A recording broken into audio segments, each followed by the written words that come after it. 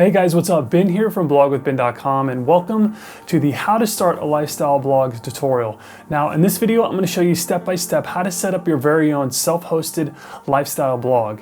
Now lifestyle blogging has become a billion-dollar industry, and like I said in this video, I'm going to show you step by step from start to finish how to create your very own unique and innovative lifestyle blog so that you can get your foot in the door. Now, if you're new to my channel, welcome and thank you for stopping by. I create videos that help people build, grow, and monetize their blogs. And if you find this video helpful, I'd greatly appreciate it if you would subscribe, leave me a comment below, and let me know how this video helped you out. But again, like I said, this video is basically a comprehensive blogging course. I have over 2 hours of content that will walk you through from start to finish how to set up your very own self-hosted lifestyle WordPress blog. So with that being said, let's take a closer look at what we're going to be making.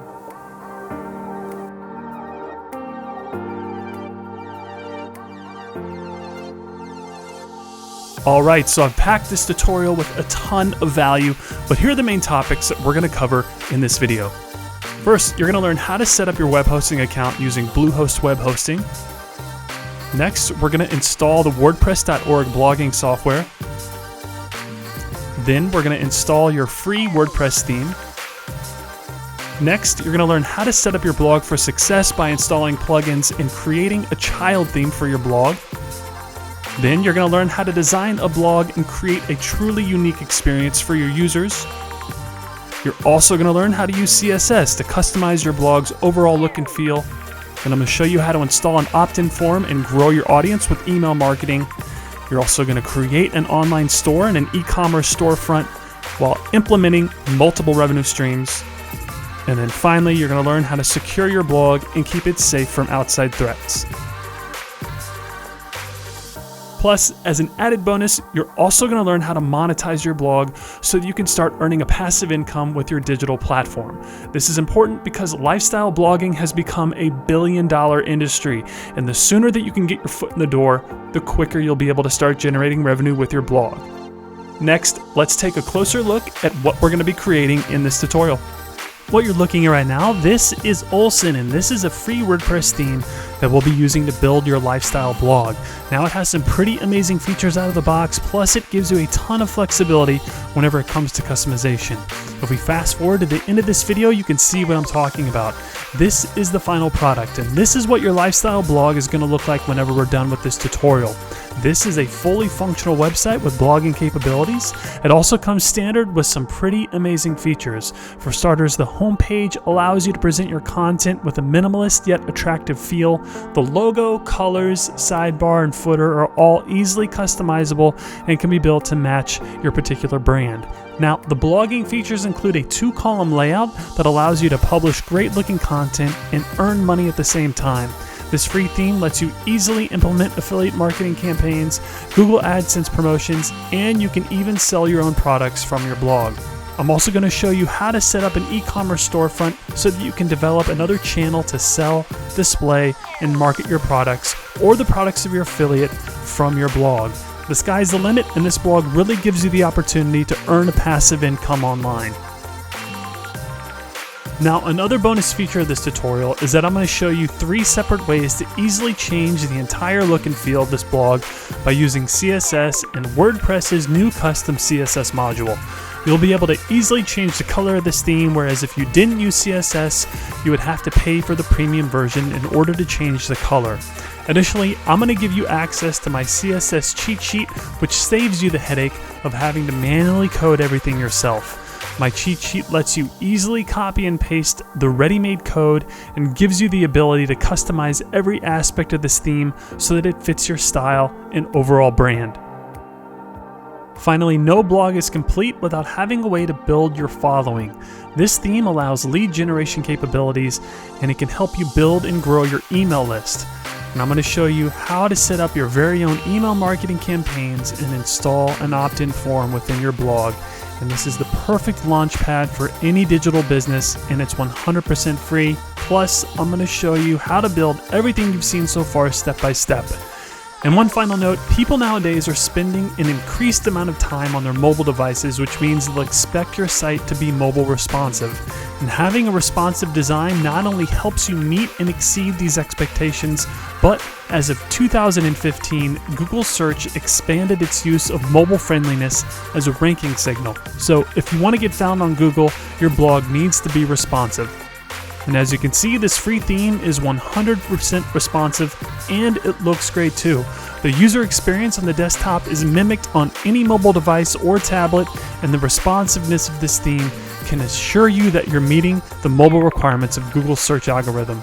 That's the great thing about WordPress. They offer some pretty substantial layouts whenever you compare them to the premium themes on the market. For example, this premium theme is going for about $130, and that's just for the theme alone. That doesn't even include the professional services to install the theme. And as you can see, this company is charging you nearly $400 to do what I'm going to show you how to do in this very video. Plus, this tutorial includes some web design and development aspects. And many WordPress designers will charge thousands of dollars for custom design and development. So if you think about it, that's a savings of nearly $1,000 if you follow my video and just do it yourself. So with that being said, let's get started.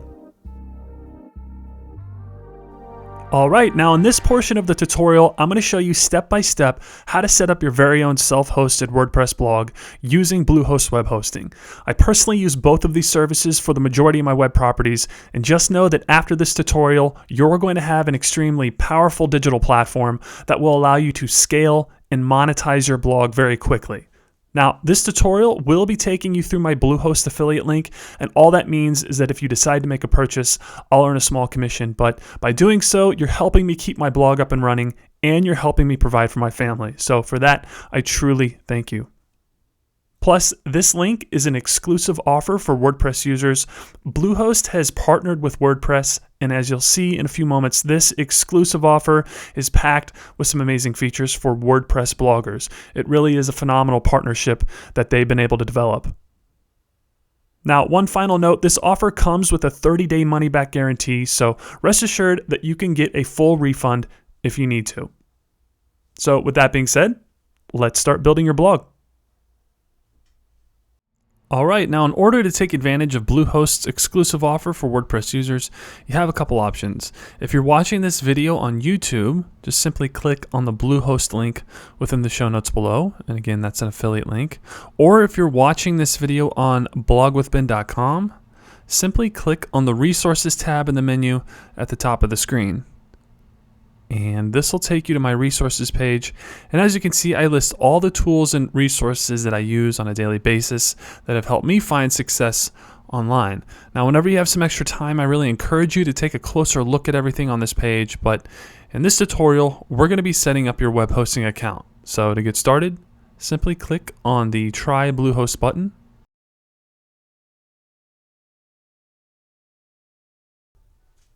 And as you can see, this is a special offer for WordPress users. By using my affiliate link, you'll get a free domain name, a free SSL certificate, access to the one-click WordPress install feature, and 24/7 technical support, all for only $3.95 per month. Plus, because this package is optimized for WordPress, your web host servers come with proven performance, reliability, and functionality that will give your blog a strong foundation for long-term success. Bluehost web hosting coupled with WordPress blogging software is by far one of the strongest blogging platforms available. So, to get started, simply click on the green Get Started Now button.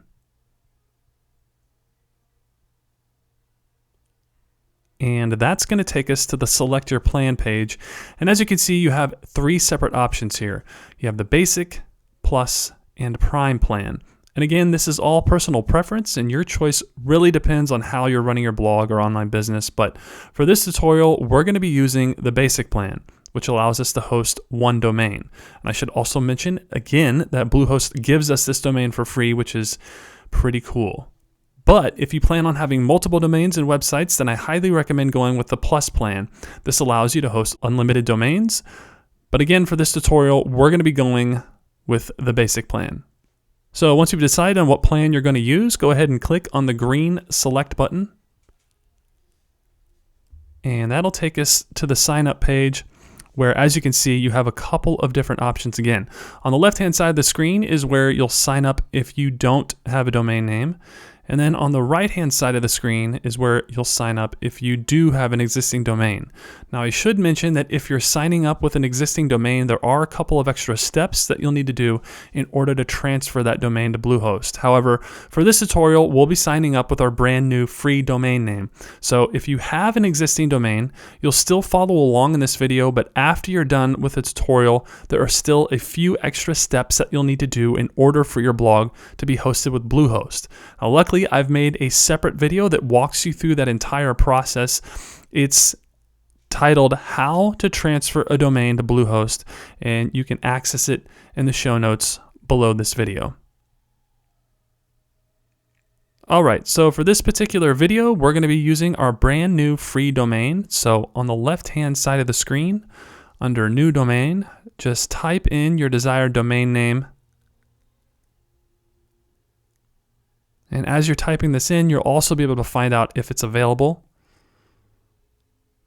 by clicking the Next button.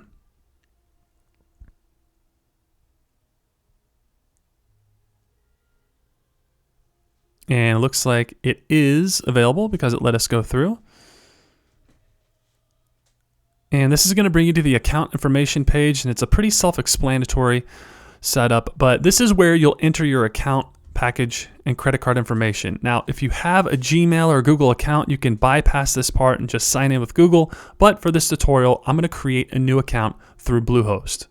So I'm going to blur it out while I enter in my personal information, but I wanted to take a second to reiterate why Bluehost is so helpful to the WordPress community and their users. For starters, Bluehost has a 24/7 WordPress support system in place. So if you ever need any additional help or have any questions, they're there for you. They also have a one-click WordPress installation feature, which we're going to be going over in a couple of minutes, but this makes getting your blog up and running a cinch. And they also offer a 30-day money-back guarantee, so there are no questions asked. If for any reason you're unsatisfied with the service, you can get your money back. And finally, Bluehost is actually recommended by WordPress. Bluehost and WordPress have worked closely together since 2005 to create a hosting platform that is ideal for running WordPress websites. So honestly, you cannot go wrong.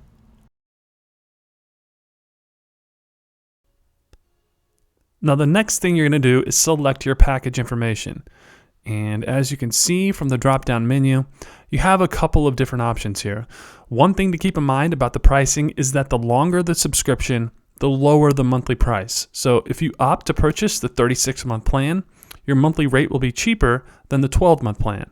But for this tutorial, we're going to be going with the starter 12-month plan, which is only $5.45 per month. And once you've selected your plan, you have the option of adding some additional features to your plan. Now, these are 100% optional, but I highly recommend that you at least select the domain privacy protection add-on. Reason being, anytime you purchase a domain, your personal information is viewable on the Whois directory, meaning anyone can find your personal information. However, with the domain privacy protection add-on, that will keep your personal information safe and secure and will make it undetectable. So it's totally worth the 99 cents per month in my opinion. Next, I also recommend the Komodo Positive SSL bundle. Now, you already get the free SSL certificate by signing up with my affiliate link in this video, but the Komodo Positive SSL bundle gives you additional protection. It's really a peace of mind thing, and if you have the budget for it, I highly recommend getting it. But if you don't want to purchase any of the add-ons, you can get your 12-month hosting plan for about $65 per year. That's an amazing deal. And if you set your lifestyle blog up the way that I show you in this video, you can easily make that $65 back in less than a week. Your blog can literally pay for itself. But for this blog, I'm going to purchase the domain privacy protection and the Komodo Positive SSL bundle with my hosting plan. That's going to put me a little over $100 for the year, but again, my blog can easily make that back if I monetize it. Now, another thing I want to point out is that Bluehost is extremely transparent with their pricing, which is why I use and recommend them. As you can see, they display your price as you're deciding on which package to purchase. This also gives you peace of mind, and the upfront pricing assures you that there will be no surprises with your bill. All right, next, you're going to select your payment option and enter your billing information. You can either pay by credit card or PayPal, which is pretty convenient. But one thing I should mention is that you'll be billed annually. And all that means is that you'll be billed once a year for your hosting plan. And as you can see from my Bluehost email receipt, let me pull it up real quick.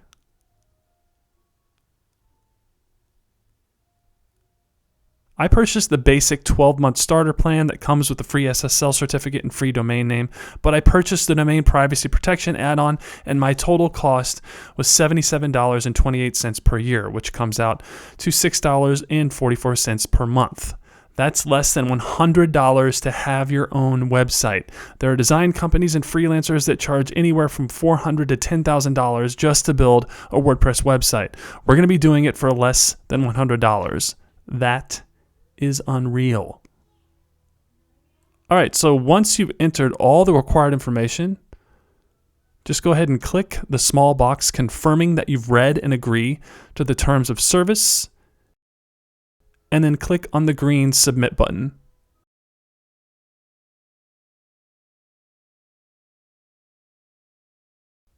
Next, you'll see some special offers available from Bluehost. Now, you do have the option to add these features to your hosting plan, but for this tutorial, we're just going to select no thanks. The next page is the account confirmation section. One thing to note is that Bluehost conveniently emails you all this information, and as you can see from my confirmation email, Bluehost provides all the specifics of my hosting account within this email, so be sure to keep an eye out for it and always keep this information in a safe and secure location. Now, the next thing you'll want to do is create a password for your account, so go ahead and click the Create Your Password button. And then you'll be taken to a page where you'll manage your password. And again, you have a couple options whenever it comes to selecting a password. You can either create your own, or you can have Bluehost generate a password for you. I recommend letting Bluehost generate your password. So go ahead and click the Suggest Password button. And as you can see, Bluehost will generate a very strong password for you. Now again, I highly recommend that you copy and paste this password in a safe and secure location, like an Excel spreadsheet or a separate file. It's just a good idea to always have a backup of your passwords. Now I'm going to click Suggest Your Password again so that I can create a password and blur it out. That way, thousands of people watching this video won't have my password. All right, and then once you have your password, go ahead and check the small box confirming that you've read and agreed to the terms of service, and then click the blue Next button.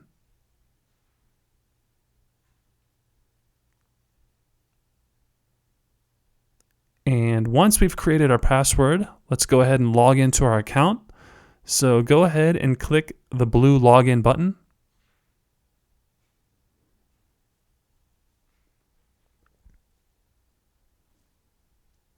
And we're in. Now, what you're looking at is your Bluehost cPanel. I like to think of this as home base for your website. And as you can see, there are a lot of great resources and features that come with your cPanel. But for this tutorial, we're going to be focusing on installing WordPress. So, in order to get started with WordPress, simply click on the Website tab at the top of the screen. And then on the next page, you'll see some of the other content management systems available. However, from my experience in the digital marketing space, I always recommend WordPress if you're implementing a blogging platform. So let's go ahead and click on the Install Now link in the WordPress section.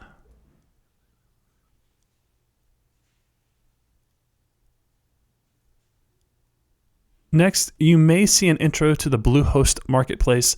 Bluehost has a partnership with Mojo, which is a WordPress theme and template company, but we're not going to be using any of those products for this tutorial. So go ahead and click the Continue Installation button.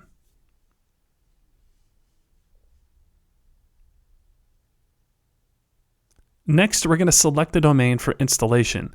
But before we install WordPress, I want to point something out. As you can see, you have a few options whenever it comes to installing WordPress. You can either do it yourself for free, or you can pay them to do it for you. I just wanted to reiterate that what you're learning from this free Blog with Ben blogging course, other companies are charging $400 for the exact same information. So hopefully by seeing this, you can appreciate the value that I'm trying to provide to future bloggers. All right, so now that my public service announcement is out of the way, let's install WordPress. So next, we're going to select a domain that we're going to install. So go ahead and click on where it says domain, and a drop-down menu should appear. Now, I should mention that you have a few options here. The first is a temporary domain that Bluehost gives you. This will look a little funky, and it'll have different letters and numbers, and it contains my username. So I'm going to go ahead and blur it out. But you can go ahead and ignore that domain. Directly below that, you'll have the option of installing the www or the non-www version of your domain. This is a personal preference, but I'm going to select the www version.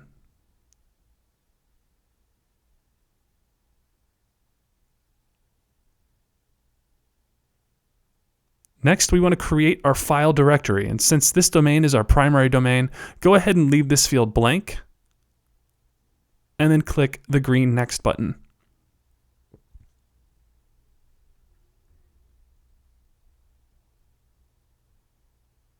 Give it a couple of seconds to load.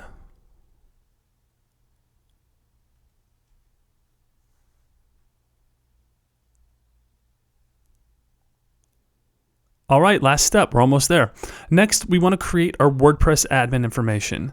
Now, each field is required in order to move forward, so let's go ahead and fill each one of them out. So the first one is your blog's title. So simply enter the name or title of your blog. On a side note, you can change this once you've installed WordPress, so if you decide you want to change the title in the future, you can easily do that. Next, you'll create your WordPress admin username, and this is going to be the username you'll use to log into your WordPress dashboard. Quick tip, make sure it's unique and try not to include the word admin within your admin username. Then enter your admin email, and this is where you'll receive emails regarding your WordPress account. Next, you'll want to create your admin password. Now, you'll have the ability to create a much stronger password once you fully install WordPress, but for now I recommend creating a unique admin password. Finally, check all three of the boxes and then click the green Next button and give it a few more seconds to load.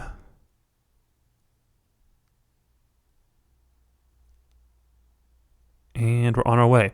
Now, on the next screen, you'll see that your WordPress install has begun. At the top of your screen, you have the ability to monitor the progress of the installation. Now, this could take a few seconds all the way up to a few minutes, but as soon as the blue bar at the top of the screen turns green, you'll know that your install is complete. Now, one thing I also want to mention is that Bluehost has an overall site progress bar showing you a percentage of where you're at in the overall building process. You can ignore this because even whenever we're done installing WordPress, it's still going to say that you're only 50% finished. And that's because they would like you to use their WordPress themes. Now, there's nothing wrong with their themes, but we're going to be using our own theme for this tutorial. So don't think that we're forgetting a step whenever it says that you're only 50% finished with your blog. I can assure you that we're going to complete everything in this video. So we'll give it a few more seconds. And voila, it's green and our installation is complete. Now, in order to access your WordPress login information, click on the View Credentials link at the top of the screen, and you'll be able to see your WordPress username and password. Now, as you can see, your WordPress installation is complete. Your login information is listed below. All of this information will be emailed to you, but it's a good idea to copy and paste it to a separate spreadsheet or file just to be safe. Now, in a few seconds, I'm going to show you how to log into your WordPress admin account. This is the first step in actually creating your blog. But before we do anything, I highly recommend that you verify your email address with Bluehost and activate your domain. You have 15 days to do this, but if you forget for some reason, your domain will be deactivated. Not cool. So let's go ahead and take care of this before we go any further. So Bluehost will send you an email after you've set everything up titled Who is Verification for your domain. Simply click on the green Verify Your Email button, and within a few seconds, you should receive a notification that your email has been verified. Now, if you haven't received this email within 24 hours, just reach out to Bluehost customer service and they'll happily activate your domain. All right, so in order to log into our WordPress dashboard, you'll want to click on the install location URL And this will take you to your WordPress admin login page. Now you'll notice that the URL of this page is a little different than your regular URL. And that's because this page is what you're going to use whenever you log into WordPress. Now a quick way to access your WordPress login page is to simply add wp-admin after your domain. So anytime you need to make a change or update your blog, you'll want to use this wp-admin URL.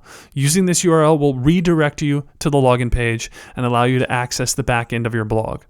So with that being said, let's log into WordPress. So we're just going to use the username and password that was just given to us. And click the login button.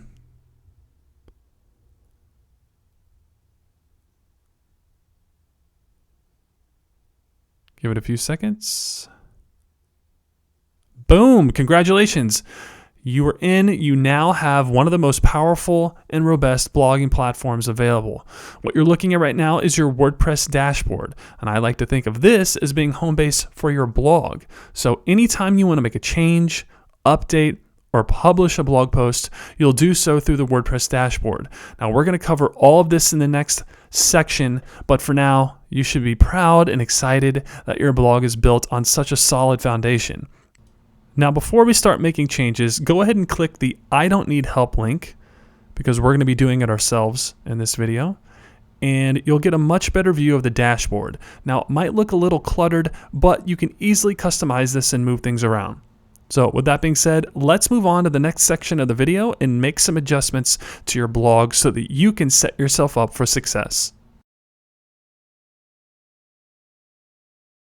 In this section of the tutorial, I'm going to show you how to set up your WordPress blog for success. Not only will you be getting some hands-on experience with your WordPress dashboard, but you'll also be laying the foundation for a successful blog. Now, before we get into the nitty-gritty of building your blog, there are a few house cleaning tips that I always recommend doing prior to publishing your first blog post. These tips are merely recommendations, and by no means do you have to set up your blog exactly like I do, but from my experience, these tips have been very beneficial to my blog's overall growth strategy, and they've helped me achieve a much stronger blogging foundation in the process. Now in this video, I'm going to walk you through those tips and show you the 7 things that I always do before I start a blog. So let's take a closer look at what those 7 things are. Number 1, change permalink settings. This is where we'll change the permalink structure to something that's more attractive and more SEO friendly. This will improve the aesthetics, usability, and forward compatibility of your links. If you're shaking your head right now, no worries. We're going to cover it all in the video. Number 2, disable comments. This tip is pretty self-explanatory and it's definitely a personal preference, but I choose not to have comments on my blog for a few different reasons, and this tip will show you how to disable comments altogether. However, if you want to give people the opportunity to comment on your blog, you can go ahead and skip this tip. Number 3, update Gravatar. This is where we'll update the profile and image that will be used for your Gravatar account. We'll get into the specifics of why it's important to have later on in the video, but your Gravatar is a key component to your WordPress platform. Number 4, delete unnecessary plugins. WordPress pre-installs some pretty unnecessary plugins. For example, the Hello Dolly plugin displays Hello Dolly song lyrics in the top right-hand side of your screen. It's virtually useless and eats up space. So this tip will show you how to get rid of those plugins that you're not going to use. Number 5, install recommended plugins. Now I always try to stay away from adding too many plugins to my blogs, but there are a few plugins that I always recommend adding to your blog's infrastructure. This tip will cover those plugins and show you what I always use before I start a blog. Number 6, update site title. Now once again, by default, WordPress pre-names your site and predetermines your tagline. This tip will show you how to personalize your site title and tagline so that it coincides with your blog's content. And then finally, change display name. I'll show you how to change the way that your name is displayed whenever you author a blog post. This gives you some flexibility whenever it comes to how your name is publicly displayed online. So with that being said, let's start with number 1 and change the permalink structure of your blog. All right, now in this portion of the tutorial, we're going to actually learn our way around the WordPress dashboard and set up a strong foundation before we start putting content online. Now, it's easy to get excited once you finally get your web hosting set up, but a lot of people jump the gun and start publishing content without getting their digital foundation set up properly. It's extremely important that we set ourselves up for success before we publish our first blog post. So before we start publishing content online, let's take a closer look at the WordPress dashboard and set a strong foundation for our blog. So the first thing that we're going to do is reconfigure our permalink settings. Now, if you're brand new to blogging, you're probably unfamiliar with what a permalink is. So let me give you a quick rundown of what permalinks are and why they're important. By definition, a permalink is a static hyperlink to a particular web page or blog post. All it really is, though, is it's the URL of the content that you're publishing on your WordPress blog. These are the links that you're going to be sharing with the world whenever you want to share your content. And these are the URLs that people will enter into their browsers whenever they want to view one of your pages. That's why it's very important for these links to be set up properly. Now, the WordPress default permalink setting looks like this. This is not very user-friendly and it's horrible for SEO. You want your links to be clean and optimized for search engines, and the best way to do that is to have a URL structure that contains keywords. So in order to change the permalink settings, simply hover your mouse over Settings and click on Permalinks. And this will bring you to the permalink settings menu. Now, as you can see, WordPress offers you the ability to create a custom URL structure for your permalinks. Now, the permalink setting I highly recommend you use is post name. This generates a short, memorable, and SEO-friendly URL that's based off the title of each of your blog posts. So, for example, if your blog post is called Learn to Cook in 5 Minutes, the URL for that post would be bensblogvideo.com/learn to cook in 5 minutes. Much better than the default setting that WordPress starts you out with. So to change the permalink settings, simply click on the post name circle and then click on the Save Changes button. And that has changed our permalink setting. And let's take a look at it really quickly, show you a quick example. If we go to a sample post, you can see here the post title, Hello World, is now in the permalink structure. So the link is now bensblogvideo.com/Hello World. Now, if you take a look at this before and after example, you can see the new permalink is a lot cleaner, more user-friendly, and it's optimized for search engines. Next, we're going to turn the comments off. Now, I know a lot of people may disagree with me on this one, and that's fine, but I personally choose not to allow comments on my blog. Now, if you want to give people the opportunity to comment on your blog, that's totally fine. Just go ahead and skip this step. But like I said, I prefer to turn the comments off. So in order to do that, you're going to have to go to your dashboard and click the Turn Comments On or Off link. And that'll bring you to the discussion settings. And this is where you can configure various aspects of the comments settings. But for this tutorial, we're simply going to be turning them off. So uncheck all the boxes.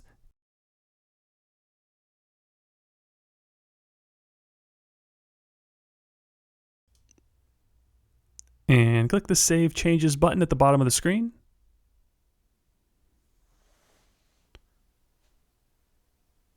Give it a few seconds and we're good to go. Perfect. Moving on, let's update your Gravatar. So real quick, I'm going to go back to the dashboards. Just go ahead and click on the dashboard and that'll bring you back to kind of the home base of everything. All right, perfect. Now, updating your Gravatar. If you're new to a Gravatar, it's basically a globally recognized avatar. It's an image that follows you from site to site, appearing beside your name whenever you do things like comment on a post on a blog. Even if you've turned your comments off, it's always a good idea to have a Gravatar to enhance your online presence and increase your brand recognition. Now, real quick, here's an example of my Gravatar. And as you can see, the Gravatar displays my image next to my comment. Gravatars help identify your comments on blogs and web forums. And here's how it works. You basically upload an image and create your profile just once. Then, whenever you participate in any Gravatar-enabled site, your Gravatar image will automatically follow you there. Gravatar is a free service for site owners, developers, and users, and is automatically included in every WordPress account. So, to see if you already have a Gravatar within your dashboard, just go ahead and click on Users, and then click on Your Profile. And then if you scroll down to where it says Profile Picture, if a picture is showing, then you have a Gravatar. But chances are that you don't, especially if this is your first WordPress blog. But setting up Gravatars in your site are very easy to do. And like I said, once you sign up once, upload a picture, anytime you comment on any Gravatar supported blogs or websites, your Gravatar comes along for the ride. It's pretty cool. So real quick, to get started, you're going to want to head over to gravatar.com. And this is their homepage for the service, but again, it's free. Go ahead and click on Create Your Own Gravatar. And this will bring you to the sign up process. Now, you are going to need to sign up for a free WordPress.com account, but again, it's free. And I'm not going to walk you through the entire sign up process because it's pretty self-explanatory, but once you've created an account, within a few minutes, you'll have your WordPress Gravatar set up and ready to represent you across the web. Next, we want to delete some of the quote-unquote unnecessary plugins that come pre-installed with your WordPress blog. Now, that's not to say that they aren't useful, but for a lifestyle blog, these plugins will just take up valuable space that could be better utilized for other aspects of your blog. So on the left-hand side of the screen in the dashboard, click on where it says Plugins.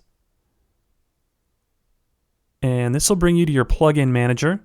And this is where you can add, delete, and deactivate plugins on your WordPress blog.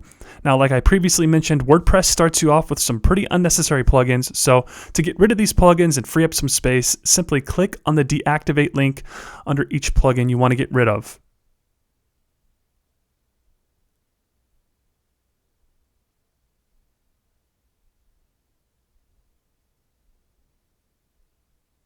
Next, you'll want to check the boxes next to the plugins that you just deactivated.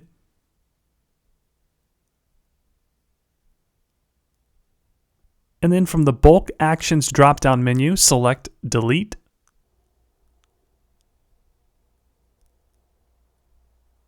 And then click the Apply button. And you may see a final notification asking if you're sure that you want to delete them. Click OK. And as you can see, the plugins start to disappear one by one. So long. See ya. And we're good. Next, let's install the recommended plugins. Now, like I mentioned in the intro, I always try to stay away from adding too many plugins to my blogs, but there are a few plugins that I always recommend adding. Now, if you're new to the idea of plugins, WordPress plugins are bits of software that can be uploaded to your blog. Their purpose is to extend and expand the functionality of your WordPress site, and there are literally thousands of plugins to choose from. But if you visit my resources page on blogwithben.com, which is what we're looking at right now, you can get a much better idea of the plugins that I recommend for starting a digital business. But for this video, I'm going to walk you through the process of adding a few plugins so that you'll know how to install the plugins that you feel are best for your blog.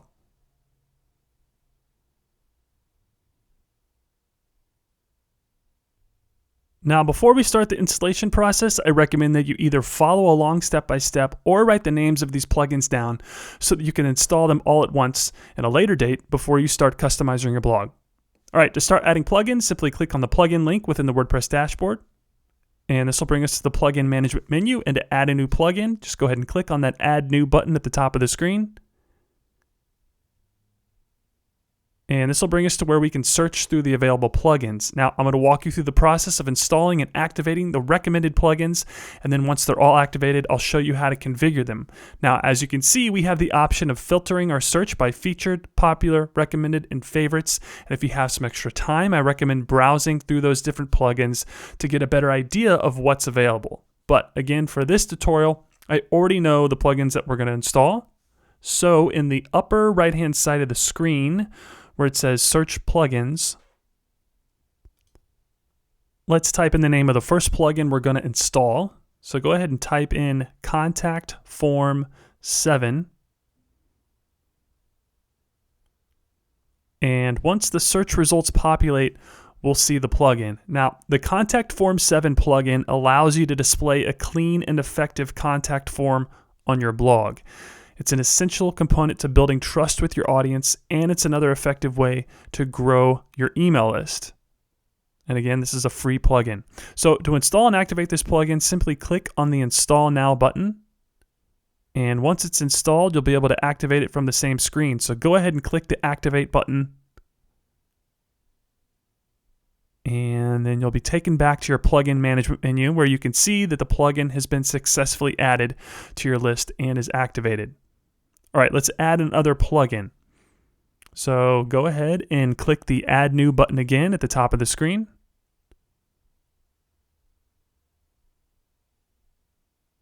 And then once again in the search bar, go ahead and type in Huge IT Catalog. And this is the plugin that we're going to be using for our digital storefront. And there it is. So go ahead and click on the Install Now button. And you're just going to follow the same steps as before. Then once it's installed, click the Activate button. And we're good to go. All right, let's add another plugin. Click the Add New button again. And in the search bar, this time we're going to type in jQuery pin. And there it is. And this plugin, this is going to allow us to add Pinterest buttons to our images so that people can easily share our content on Pinterest. Perfect, and activate it. Now, once this plugin is activated, it's going to take you to the welcome settings page. Feel free to check it out if you want, but I use the default settings for this tutorial, so we're all set with this plugin for now.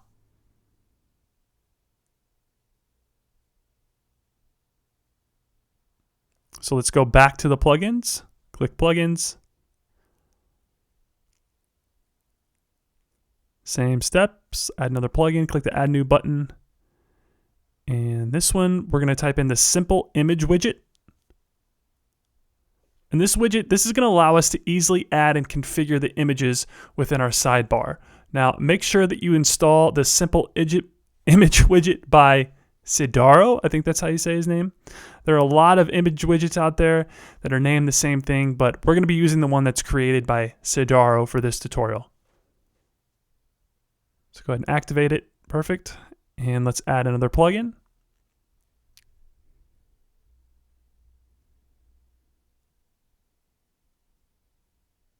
This time it's going to be the WP Instagram widget.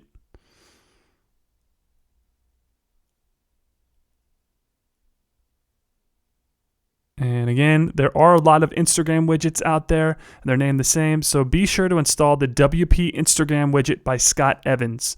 And this plugin is going to give you the ability to easily present and showcase your latest Instagram pics within your sidebar.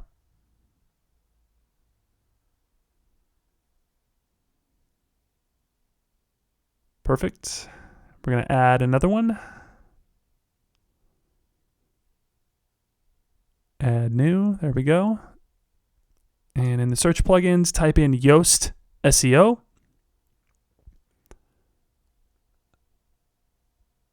And this plugin is probably one of my favorite plugins because it is a true all-in-one SEO solution for WordPress, and it's going to help you build a blog that's optimized for the search engines. I highly, highly recommend this plugin.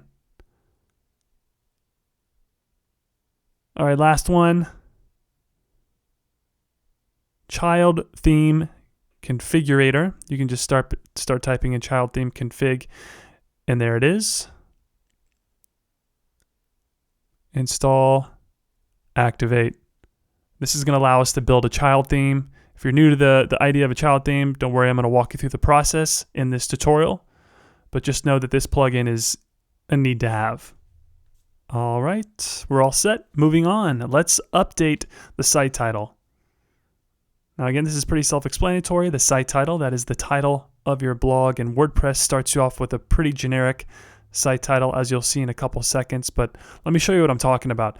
So if we go back to the dashboard and click on Settings and General, that's going to bring us to our General Settings page, and if you look at the top of the page, you can see the site title and tagline default settings. Yours are going to say My Site and Just Another WordPress Site. This is their very generic settings, and you're going to want to change this. So to do so, go ahead and click on the text box and change your site title and tagline to something that coincides with your blog. And then once you've created that site title and tagline, go ahead and click the Save Changes at the bottom of the screen, and you'll be good to go. Now again, the site title it's important because it's displayed in the title bar of the web browser, and it's also displayed in the header for most of the themes. So always recommend changing the site title and tagline. All right, next we're going to change how our name is displayed on our blog. And what I mean by this is whenever we first installed WordPress, we were given the option of creating a username. Now this username is also used for our display name, which is the name that's shown whenever we author a blog post. Not cool if you want the world to see your username. So whenever I say that we're changing the display name, we're just essentially changing the way our name is displayed on our blog. So the first thing you want to do is hover your mouse over Users and then click on Your Profile. And this will bring you to your profile settings where you have the ability to customize certain aspects of your profile, one of them being how your name is publicly displayed. So there are two things that I always change. First, I change the nickname and then the display name. So on the left-hand side of the screen next to where it says nickname, I'm going to enter in the name that I want to use for my display name. And then directly below that, where it says display name publicly as, simply select the nickname you just created from the drop-down menu. Then go ahead and scroll to the bottom of the screen and click the Update Profile button. And as you can see, the display name has been changed, and now every time you author a blog post, this name will be used instead of your username. All right, the blog is now set up for success. Moving on. In this section of the tutorial, we're going to go over how to install a free WordPress theme to your blog. Now, the right WordPress theme can go a long way in your blog's success, and this portion of the video will show you how to turn a boring layout into a sleek, innovative, and mobile responsive design. So anytime you need to make a change to your blog, you're going to do so through your WordPress dashboard. And that's what you're looking at right now. I like to think of this as being home base for your blog. Now in this video, we're going to be installing a free theme. So the first thing you want to do is hover your mouse over Appearance and then click on Themes. And this will bring you to your theme management menu. And this is where you can add new themes, change your current theme, and search for additional themes, all from this menu. Now, we're going to be adding a new theme. So to get started, simply click on the Add New Theme icon.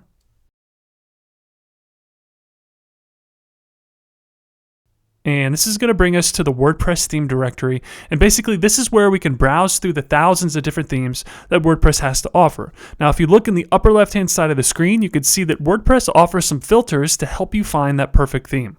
This lets you break the themes down by featured, popular, latest, and then there's also a feature filter section. This is where you can get even more specific if you have a particular feature or requirement of your theme in mind. It's a great way to filter through those themes and find exactly what you're looking for. Now, another way to find a theme is to use their search function. This works the same as any search bar, and it's a great way to find a theme if you already know the name of it, like we do. So in the upper right-hand side of the screen, in the search bar where it says Search Themes, just type in the word Olsen, that's O-L-S-E-N, and that will bring up the search results. And as you can see, our theme is the first one. But before you install any theme, I highly recommend that you preview the theme just so that you can get a better idea of how it functions. So to check out the demo, simply hover your mouse over the theme and where it says Detail and Preview, click on that. And that's going to bring you to the demo of the theme. Now, keep in mind that this is just a basic demo of what the theme can do and some of its capabilities. But again, this gives you a good idea of how the theme behaves, and it gives you a good feel for the user experience as well.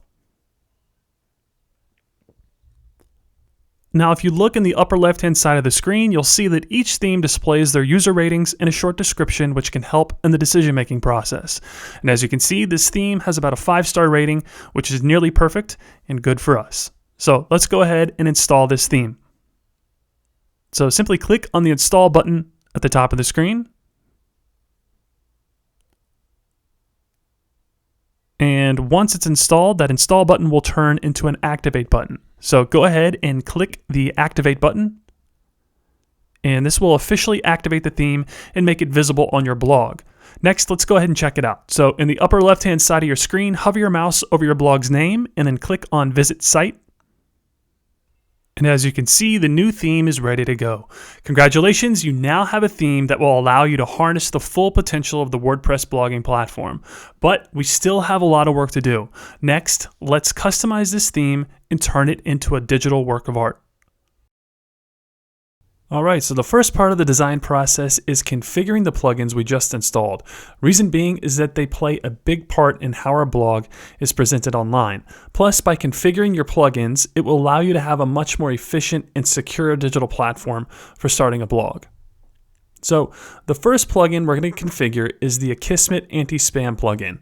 This plugin checks your comments and contact form submissions against their global database of spam to prevent your site from malicious content. Simply put, the Akismet Anti-Spam plugin blocks spammers from commenting on your blog. So to get started, simply go to the Plugins menu, click Plugins on the left-hand side of your screen, and activate the Akismet plugin. So under where it says Akismet Anti-Spam, go ahead and click the Activate link.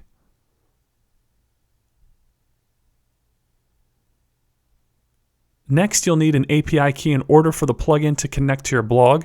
So go ahead and click on the Akismet setting page link, and you should see it towards the end of the description. There you go. And this will take you to the Akismet account settings. Then to get your API key, click on the Get Your API Key button, and you'll be taken to the Akismet homepage. Next, click on the Get an API Key button again. And then you may see a pricing table, but don't freak out, you can get the free version. So to do so, simply click on the Get Basic button. And then in order to access the API key, you'll need a WordPress.com account. Again, this is a free account, so go ahead and sign up. I'm not going to walk you through the process, it's pretty intuitive, but if you already have an account, just go ahead and sign in. So we're going to log in. Then at the subscription page, you'll have the option to donate to the creators of the plugin. Now, if you do have the means to do so, go ahead. But for now, I'm just going to slide this all the way to the left so that it says $0 and we'll get it for free. And then click the blue Continue button.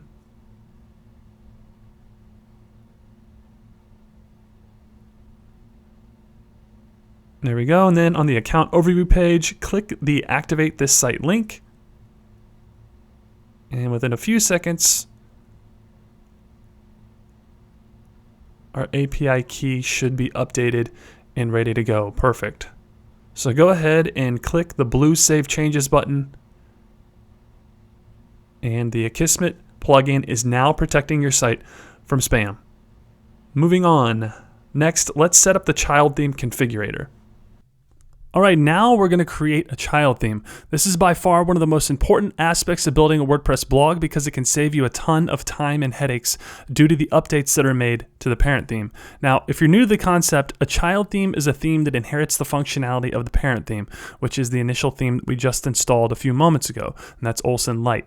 Now, the reason that a child theme is so important is because it allows you to modify or add to the functionality of a parent theme. It's hands down the best, safest, and easiest way to modify an existing theme because instead of modifying the parent themes directly, you can create a child theme and override them within that child theme. So here's a quick example of why you should have a child theme.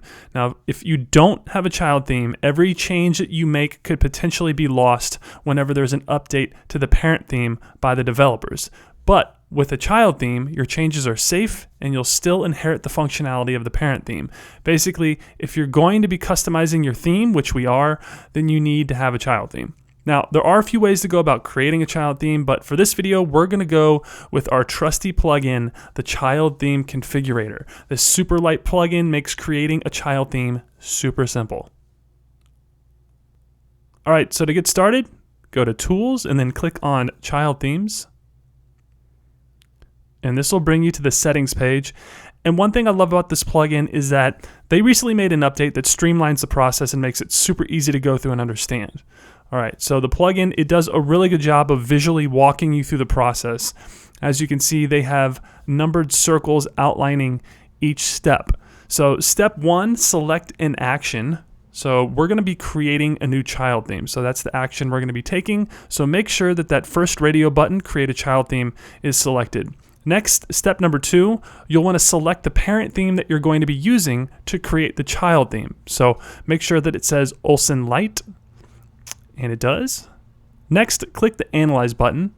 And this new feature does a ton of the heavy lifting and sets up the theme settings for you. Now, once the plugin is done analyzing your theme, you should get a notification and a green check mark letting you know that the theme is okay to use as a child theme.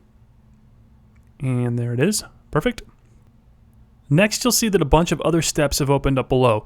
If you scroll down to step number 7 and click on the Child Theme Attributes button, you'll have the ability to update how the attributes are shown in your theme menu. And this is where you can change the name, author, theme description, etc. of that child theme if you want to.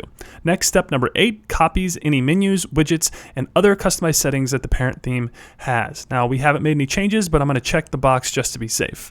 Next, we'll want to create the child theme, so click the Create New Child Theme button, and voila, we now have a child theme. Super simple. You should see a couple of green check marks underneath step number 2. They're both there. That means all is well. Then before we activate the child theme, we'll want to preview it to make sure everything looks normal. So at the top of the screen, click on the Preview Your Child Theme link, and then you'll be able to view the new theme in action. And everything looks great. Now, obviously, we need to add stuff, and we're going to do that later. But let's save this. So go ahead and click on the Save and Activate button at the top of the screen. Perfect. And then once it's saved, click the X to X out. Now, before we do anything, a little further on the tutorial, we're going to make a change to the code within the single post of the blog. So if we want our changes to be permanent, we're going to need to add those files to the child theme. So the next thing you need to do is to click on the File tab at the top of the screen.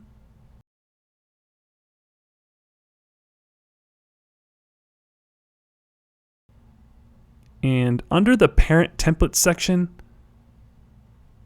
check the box next to the single.php section. And that's just the single post PHP file. And this means that you're going to be including the file within the child theme, and any changes you make to this file will be permanent. So check the box and the Copy Selected to Child Theme button, and we're good. Perfect, and we're all set. The file has been copied. Now, you do have the option to change the child theme files or upload a new child theme image if you want, but for this tutorial, we're just adding the functions and the single.php files to the child theme. So let's do a quick audit. Go ahead and go over to Appearance and click on Themes.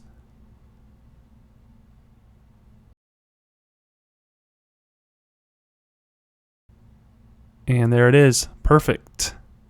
The child theme has been activated instead of the parent theme. That's what we want. Next, let's double check and make sure that the correct files have been transferred to the child theme. So hover your mouse over Appearance and click on Editor. And this will bring you to the theme file editor. And as you can see, the correct files have been transferred to the child theme and are currently activated. We have our functions, single, and our style sheet. Perfect. Our child theme is activated and ready to go. Moving on. All right, so the next two plugins on the list are the Contact Form 7 and the Huge IT Product Catalog. And we're actually going to configure those plugins as we use them later on in the video, so we can skip setting them up for now and move on to the jQuery Pin It button for Images plugin. That's a mouthful. All right, so this plugin lets us create a Pinterest share button that displays on the images within our blog. It's a great way to expand your blog's reach, and it allows your content to be much more shareable, which is always a good thing. So I recommend leaving everything as is, but you do have the ability to configure the plugin. So if you click on the settings link underneath the name of the plugin, you should see the options screen. Now, it looks like a lot, but we're only going to be concerned with the visual features for now. But if you have some more time, check it out. So go ahead and click on the visual tab at the top of the screen. And if you scroll down to the pin image section, you can see that you have the ability to change how the button looks on your images. You also have the ability to change the padding and the transparency of the hover effect. But I'm going to go ahead, like I said, and leave everything as is. but let's take a closer look at what it looks like. And as you can see, the Pinterest share button appears on our blog post images, and it gives our readers the ability to share our content across a very powerful social network. Love this plugin. All right, moving on. All right, so let's go back to our plugins management page. So go ahead and click on plugins on the sidebar. And the next two plugins on the list are the Simple Image widget and the WP Instagram widget. Now, their default settings are good as is, so we can leave them alone and move on to our final plugin, the Yoast SEO plugin. So the Yoast SEO plugin is one of my most highly recommended plugins, and it's helped my blog rank in the search engines. Best of all, it's 100% free. So first things first, we need to configure it. So go ahead and click on the settings link underneath Yoast SEO. And if this is your first time using the plugin, you should see a few notifications. The first one we're going to worry about is the configuration notification. So go ahead and click on the plugin link under the notifications section. And it should say, since you're new to the Yoast SEO, you can configure the plugin. That should be a link. And this will bring you to the Yoast SEO configuration wizard. Now, the following steps will help you configure your SEO settings to match your blog's needs. Now, Yoast does offer a paid configuration service that does this for you, but I'm going to walk you through the process step by step and save you some time and money. All right, so the first thing that they're going to ask you to do is to sign up for their newsletter. Obviously, this isn't required, but I got to say that after being a subscriber for the past few years, their newsletter is pretty helpful. So if you think that it's something that you may use or even enjoy, go ahead and sign up for it here. If not, go ahead and click the next button. Next is the environment section, and this particular phase of the configuration process is determining which quote-unquote stage your blog is in. So since we're running a live site with real traffic, go ahead and select production and click the next button. Next is site type, and this is pretty obvious. You'll want to select blog and click the next button. Next, Yoast is trying to determine whether or not you're a company or a person. So if you're a person, obviously select person and type in your name. And if you're a company, select company and type in the name of your company and add your logo and click the next button.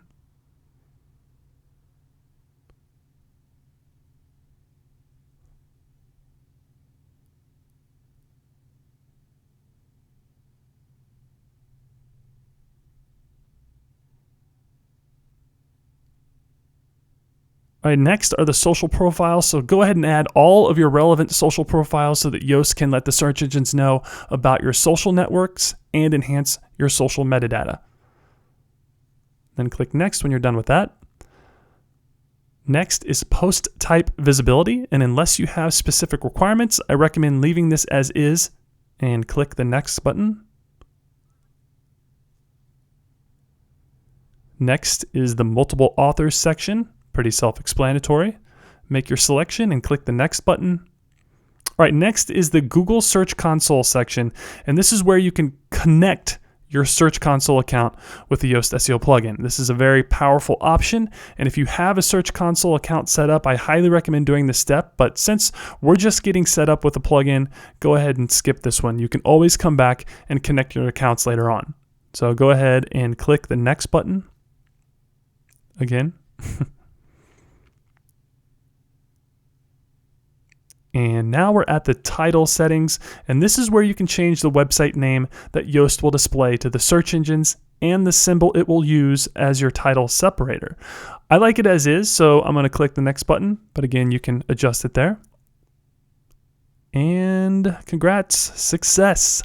Our Yoast SEO plugin has been configured, but there is one more advanced setting that I want to go through before you start bragging to your friends. So go ahead and click the close button. All right, so the last thing we want to configure is the site title for the homepage, and that's because we're going to be making some adjustments to the blog later on in the video that affect the site title, and the Yoast SEO plugin will override those settings and keep them consistent throughout the site. So in the Yoast main menu, click on the Features tab at the top of the screen.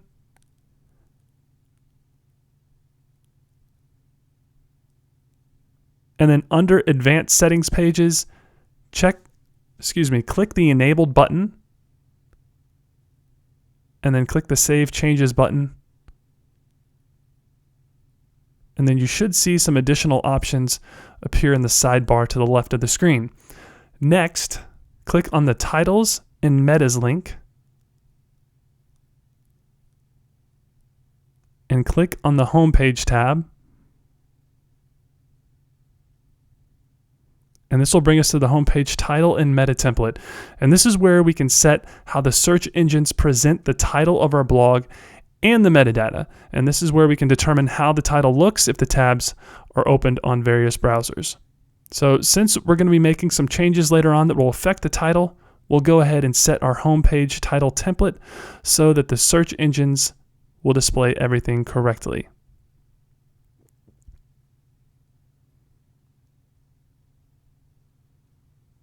So in the template field, I'm going to type in the title of my blog followed by a hash and then the tagline.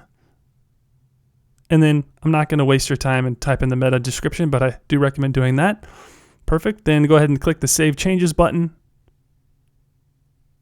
And our title and tagline we created in the Yoast plugin are showing up on the browser tabs, and we're good to go. All right, now the fun begins. This is where we get to customize your blog and make it a unique work of digital art. Now, I know I say that a lot, but this is one of the main reasons why I recommend WordPress over other companies like Squarespace and Wix, is you actually get to customize the theme. Now, WordPress gives you the freedom to customize and manipulate the site so that you can literally make it anything you want. So for starters, let's begin by updating the logo to something that fits our brand. So what if you wanted to have a more custom logo, something that stood out and drew attention to your site? Now, if we fast forward real quick, you can see the custom logo that I made for this blog has a unique feel and it looks a lot different than the standard site title of this theme. Now, you can either pay someone to create a logo for you or you can do it yourself for free. I like saving money, so let's make it ourselves. And I'll show you how right now. So one way to make a great looking logo is to use creative font. If you go to dafont.com, you can access literally thousands of creative fonts for free. Now keep in mind that if you plan to use this font for commercial use, you may need to contact the author of that font before doing so. But like I said, Dafont has a ton of awesome fonts to choose from. So once you find the font you like, simply click on the download button. All right, and once it is finished downloading, go ahead and open up the downloaded file, and then you're going to want to find the TTF file. And this font is called Return to Sender, so I'm going to open up the Return to Sender TTF, and font is ready to go. So once it's open, go ahead and click the Install Font button to install the font. And now any application that uses text will have this specific font as an option, like Microsoft Office or some sort of graphic design software. And speaking of design, in order to make a logo using this new font, you'll need to have some sort of graphic design software. A lot of people use Photoshop, but I use Pixelmator, which is what you're looking at right now. Basically it does the same thing and it's a lot cheaper. Now I'm not going to walk you through the process of making a logo, but I wanted to give you an idea of how to get resourceful whenever it comes to designing a logo for your blog. All right, now that we have our new logo, let's add it to our blog.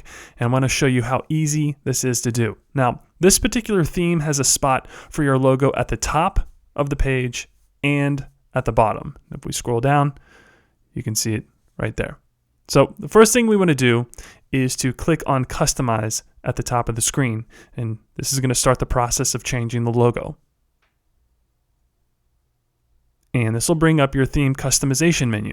And anytime we need to make some tweaks to our theme, we're going to do so through this menu. Now, to change the logo, go ahead and click on Site Identity. And this will give us the ability to change a few things within our blog. For now, we're just going to be focusing on changing the logo. So as you can see, this theme starts you out with the default image of the theme's name. Now, we definitely want to change that. So go ahead and click on Change Image button. And this will bring us to our media library. This is where we're going to upload and store the images that we're going to be using on the blog. So to add an image, simply click on the Select Files button and find the logo that we just created. Go ahead and open that file, and that's going to add it to your media library. Then make sure that it's selected. You can see the blue check mark. And then go ahead and click the Choose Image button. And there we go. The logo is now uploaded. Looks great. All right, another cool feature of this theme is that it offers the ability to adjust the logo padding. You can easily add some white space below or above the logo if you think it needs some additional spacing. I like it how it is, so I'm just going to leave it. Now, before you publish it, there are a few other tweaks that you can make. For starters, the tagline is still showing beneath our logo. Now, this is just a personal preference, but I don't like the tagline showing below this logo. So let's go ahead and delete it. There we go. And the tagline has disappeared. And don't worry about the tagline not showing up in your browser's tabs or the search engines after we just deleted it. If you remember, we've already adjusted that within the Yoast SEO plugin. So deleting the tagline for now is totally fine. Next to the footer, if we scroll down, you can see that the Olson logo is still being displayed at the bottom of the screen.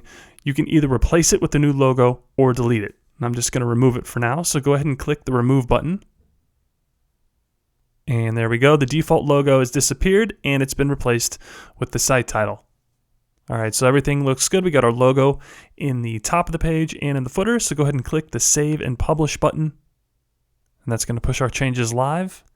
And then we'll go ahead and exit the menu. So click on the X in the upper left-hand side of the screen.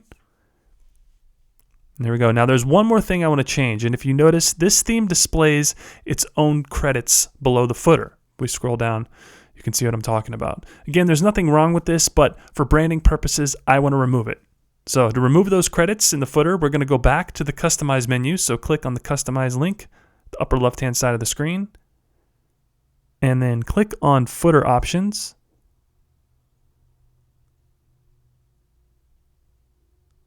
There we go. And then go ahead and uncheck the box that says Show Credits Text. And that's going to remove those credits in the footer. Voila. The credits are gone. So to make our changes live, just like before, go ahead and click the Save and Publish button. And we're good to go. Let's X out of this to get out of the menu. All right, moving on. Next, let's add a favicon, or as WordPress calls it now, a site icon to your blog. Now, if you're unfamiliar with what a favicon or a site icon is, a favicon is the tiny image that web browsers use to help distinguish between web pages.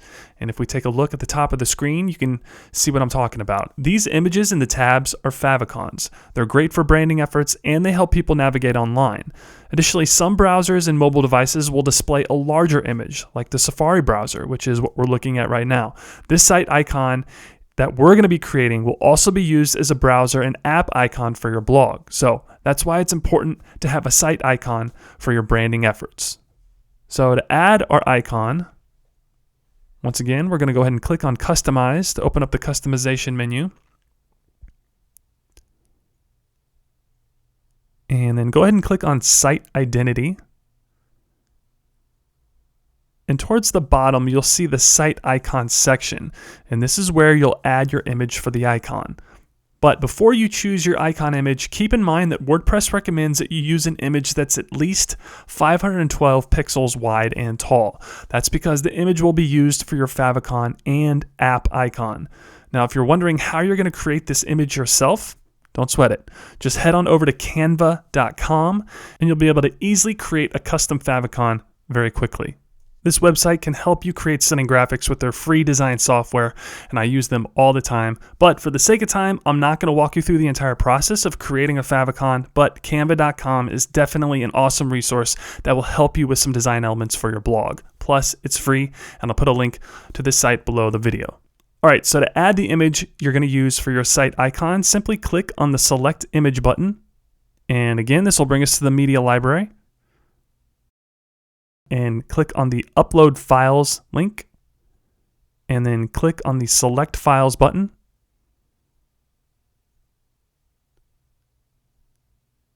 And once we find the image and open it, there it is. Again, make sure that it's selected with the blue check mark and click the blue Select button.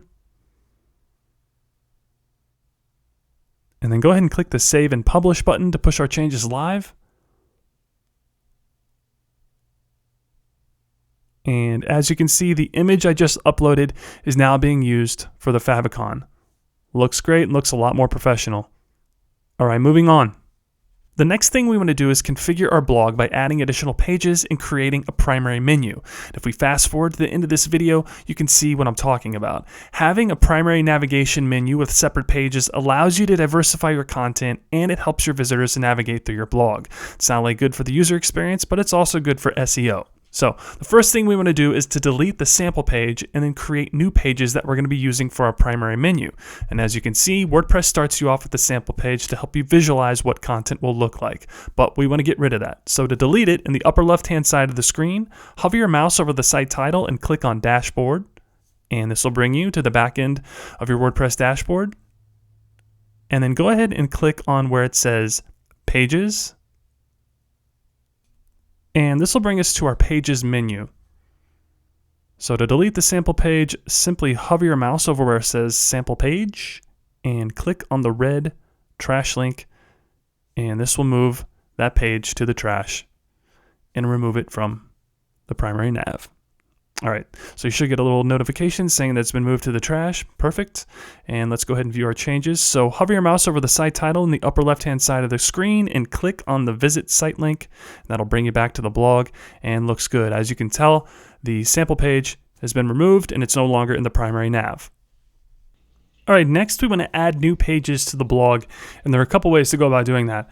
The first way is at the top of your screen. If you hover your mouse over the plus new icon and then select Page from that drop-down menu, that's going to let you create a new page.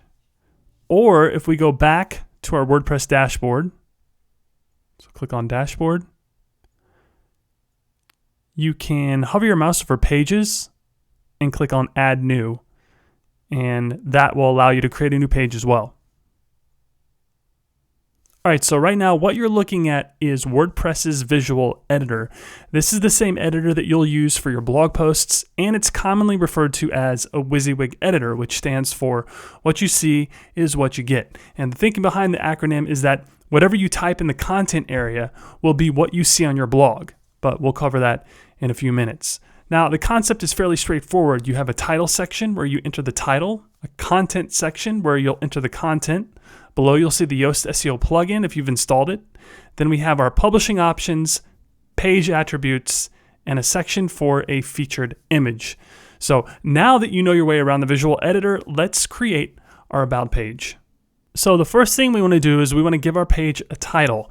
And since this is our About page, we'll just go ahead and type About in the title section at the top of the screen. There we go. And as you can see, the Yoast SEO plugin has already begun to take care of our Google snippet for us. And keep in mind, this is the snippet that will show up whenever people search for your page in the search engines. And whenever you have some more time, I encourage you to edit the snippet and add specific descriptions for each page. But for this tutorial, we're just going to focus on creating the pages. Now, we're not going to be adding content to the pages just yet. We're simply creating them so that we can add them to our primary menu. And once we have all of our pages, then we'll worry about adding content. All right, so once you've named the page, let's go ahead and publish the page. And like I said, we'll add content to the page once we've set up our nav menu. So just go ahead and click the Publish button. And our page is now live. So next, we're just going to follow the exact same steps to add additional pages. So our next page that we want to add is the shop page. So we'll go to Pages and click on Add New. And again, add the title. Since this is our online storefront, I'm going to call it Shop. And click the Publish button.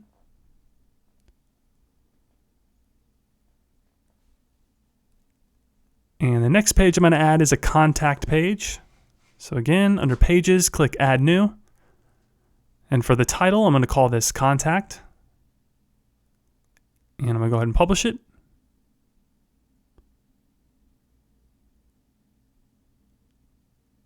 And once we've added our pages, let's go ahead and go back to the home page.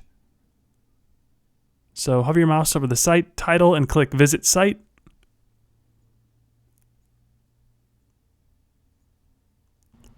And as you can see, the Olsen theme conveniently adds the pages to our primary nav menu. Now, if you're okay with the layout, you can skip the next part of this tutorial, but I don't like the order of this menu. So with the help of WordPress and a little CSS magic, I'm going to show you how to reconfigure this menu.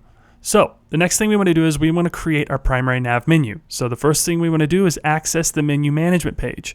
So at the top of the screen, go ahead and hover your mouse over your blog site title, and then click on menus from the drop-down menu. It should be the last one.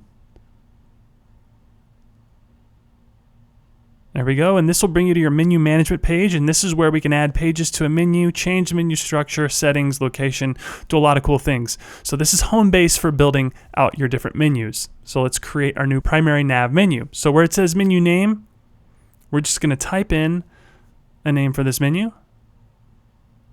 I'm going to call this primary menu, and then click the Create Menu button.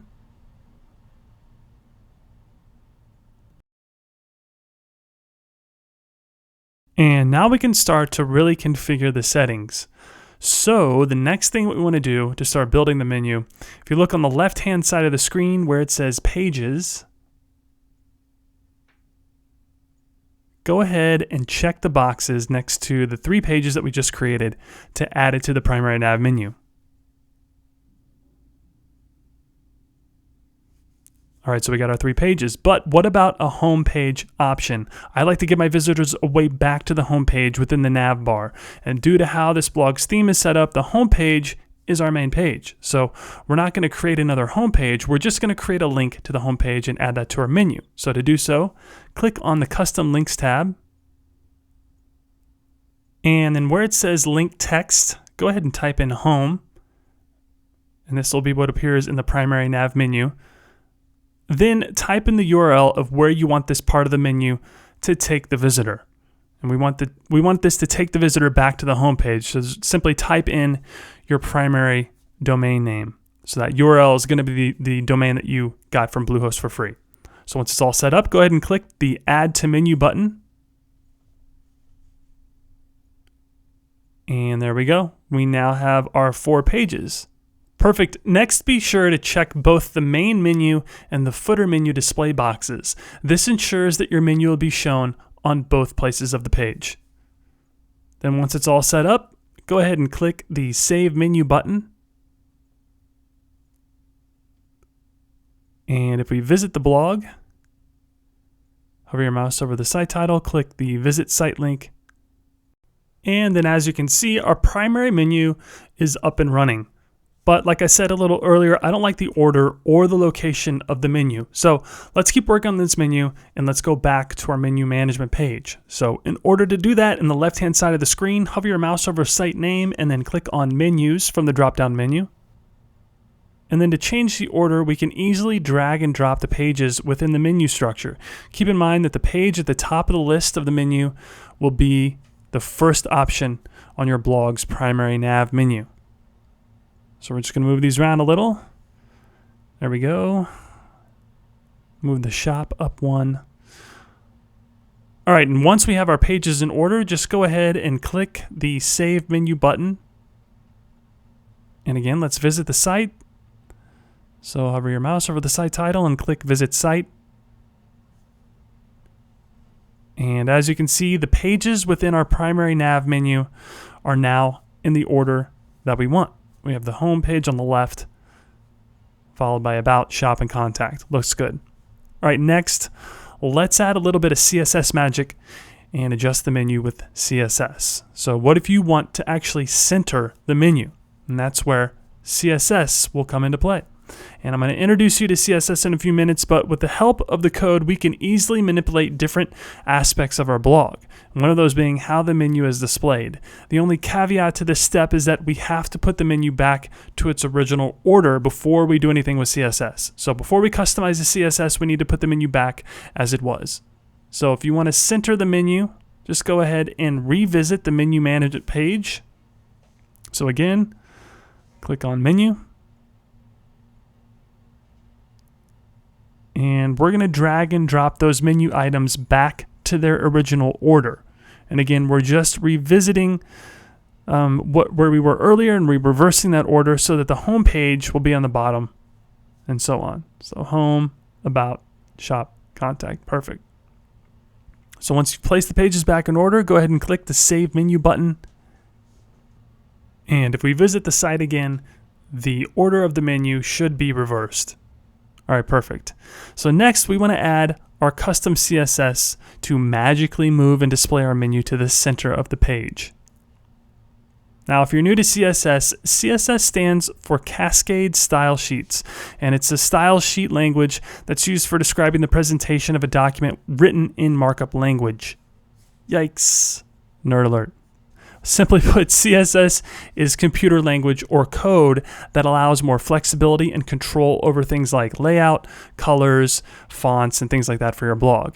And one of the great things about WordPress is that they've included a CSS module in the most recent update that allows you to easily add, customize, and just really play around with CSS right from your blog's customized menu.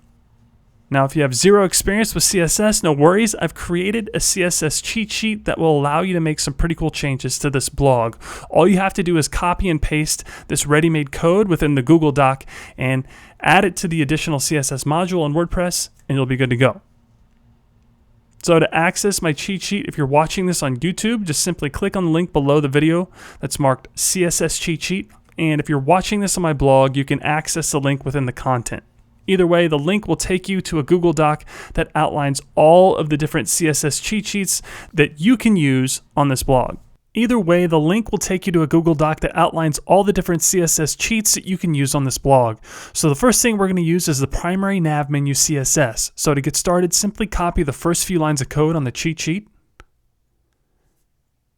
So once we've copied that code, we're going to go back to our customization menu. So in the upper left-hand side of the screen, hover your mouse over Customize, click on that, and again that's going to open the Customization menu, and then we're going to be adding that CSS to the additional CSS module. So the bottom of the menu, go ahead and click on that additional CSS link, and that's going to open up the module, and this is where we're going to copy and paste that CSS code from the cheat sheet within this module. So go ahead and you can remove this text that's already in there and paste the code, and as you paste it you should see the CSS changes take effect, and as you can see the menu has magically moved to the center of the page. Looks great. Now I also added some CSS within this section that will allow you to change the font size. So if we look at the code that we just added, by default the font size starts out at 11 pixels, but with CSS we can easily adjust that to make it larger or smaller. So as you can see, we changed it from 11, go 20 pixels, and you can see that the menu size will change with what we input within the code. So it's a very powerful tool and a very, very cool thing that we can do to change the entire look and feel of our menu. And again, just to reiterate the fact of how powerful CSS is, if we move just a few lines of the code, you can see that that menu shifts all the way back to the left. And if we add it, it goes back to the center. CSS is a very powerful tool and a very powerful skill set to have. And adding CSS to the CSS module in WordPress gives you that flexibility to really do some cool things with your theme. All right, so let's push these changes live. So in the left-hand side of the screen, go ahead and click on the Save and Publish button, and this will save those CSS changes and make the changes live. And once it's saved, go ahead and click the X to X out of the customization menu. All right, and looks good. Our menu is now centered and also in the footer. Looks great.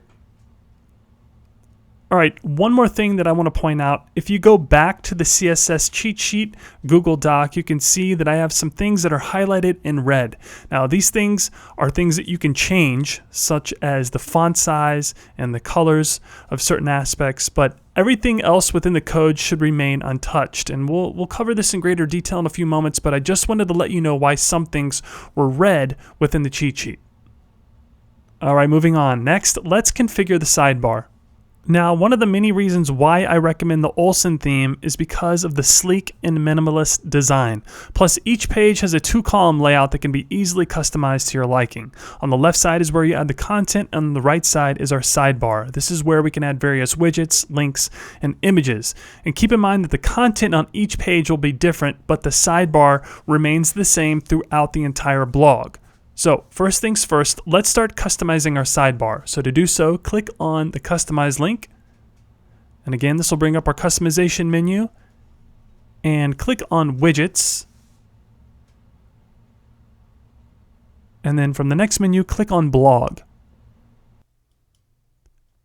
And then this is where we can adjust the layout of our sidebar. Now, as you can see, WordPress pre-configures our sidebar, but we can easily change that. So to change the actual elements of the sidebar, just go ahead and click on the tab of the widget that we want to remove, and that'll open up a drop-down menu, and then go ahead and click on the red Remove Link. And voila, as you can see on the right-hand side of the screen, we've removed that widget from the sidebar. So next, let's remove a few more widgets, and again, this is personal preference. But I'm going to remove the recent comments widget. So open that up and click remove. I'm also going to remove the archives widget. So I'm going to click on it and click remove.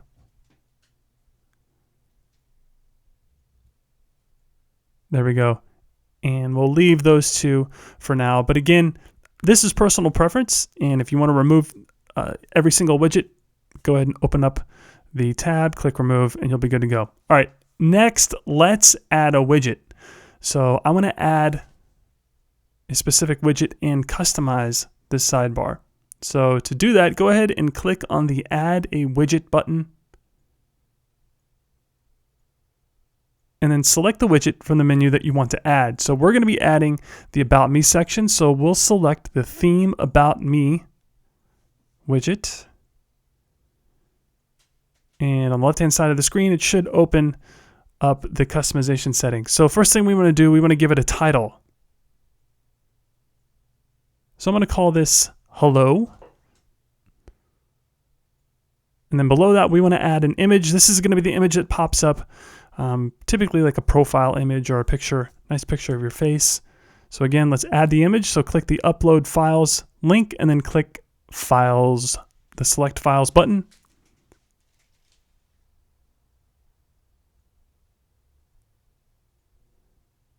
And once we find our image, go ahead and open that up and click the Use this file button on the right-hand side of the screen. That's going to add the image to the widget. Perfect.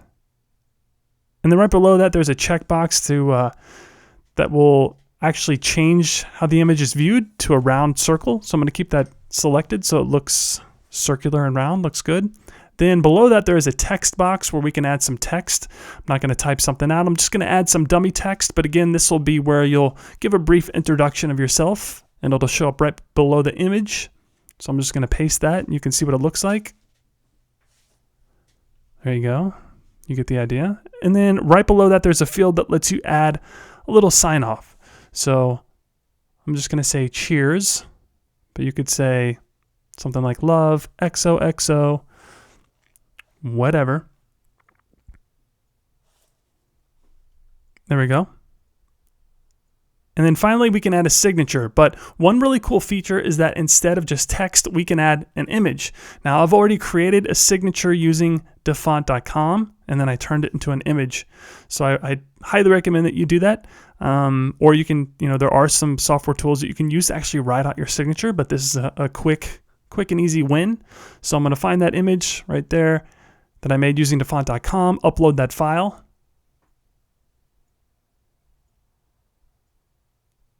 Boom, there you go. We have our signature image, looks good. We have a professional and unique looking signature. So once we're happy with it, go ahead and click the Save and Publish button just to push those changes live.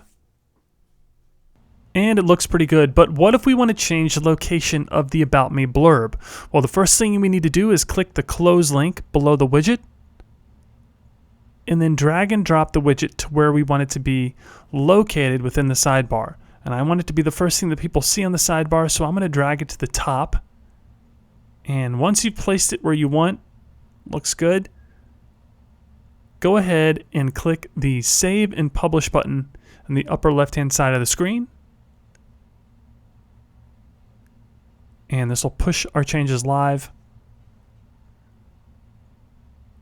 And perfect, looks good. Sidebar looks great so far. All right, next, let's create a way to create email addresses on our blog by implementing an opt-in form. Next, let's create a way to collect email addresses on our blog. And this is commonly referred to as building your list, and it's probably the most effective way to build an audience and earn revenue with your blog. And we'll get into the details of earning money later, but for now, let's add an email opt-in form to the sidebar of the blog. So the first thing you need to do is sign up with an email marketing company. Now, if you're on a budget, I recommend using MailChimp. They're free to get started, and they let you create a free opt-in form for your blog. Now, I'm not going to walk you through the entire process of signing up for a MailChimp account. It's fairly simple to do and pretty straightforward, but once you've set up your free account, this is how you'll add an opt-in form to your blog. And I'm going to go ahead and log in to my MailChimp account. And then let me show you one of my lists. So to start setting up your list, go ahead and click on List within the primary nav menu. And as you can see, MailChimp is a pretty effective solution to building and growing your audience. If you present your audience with value and give them a way to submit their email address, the sky's the limit. And as you can see, MailChimp has helped me build a pretty substantial list with their opt-in forms. So the first thing we want to do is to create a new list. And a list is simply the list of email addresses that sign up for a particular offer, lead magnet, or newsletter. This lets you easily manage and keep track of your subscribers. So to create a new list, at the top of the screen, again, you're going to want to click on the List tab.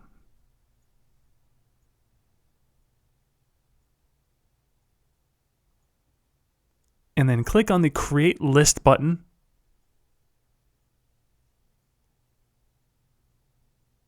And then once again, click on the Create List button that appears towards the middle of the screen. So now we're going to fill out the list details. So first, we'll want to give our list a name, and we'll just name it after our blog. So I'm going to call it the Glam List.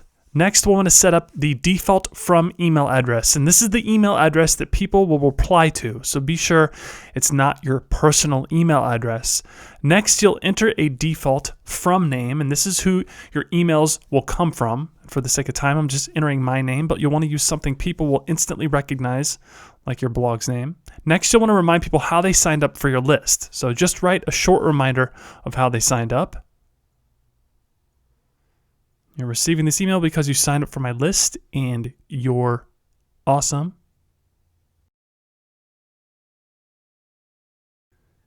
And then once you've filled out the list details, go ahead and click the Save button at the bottom of the screen.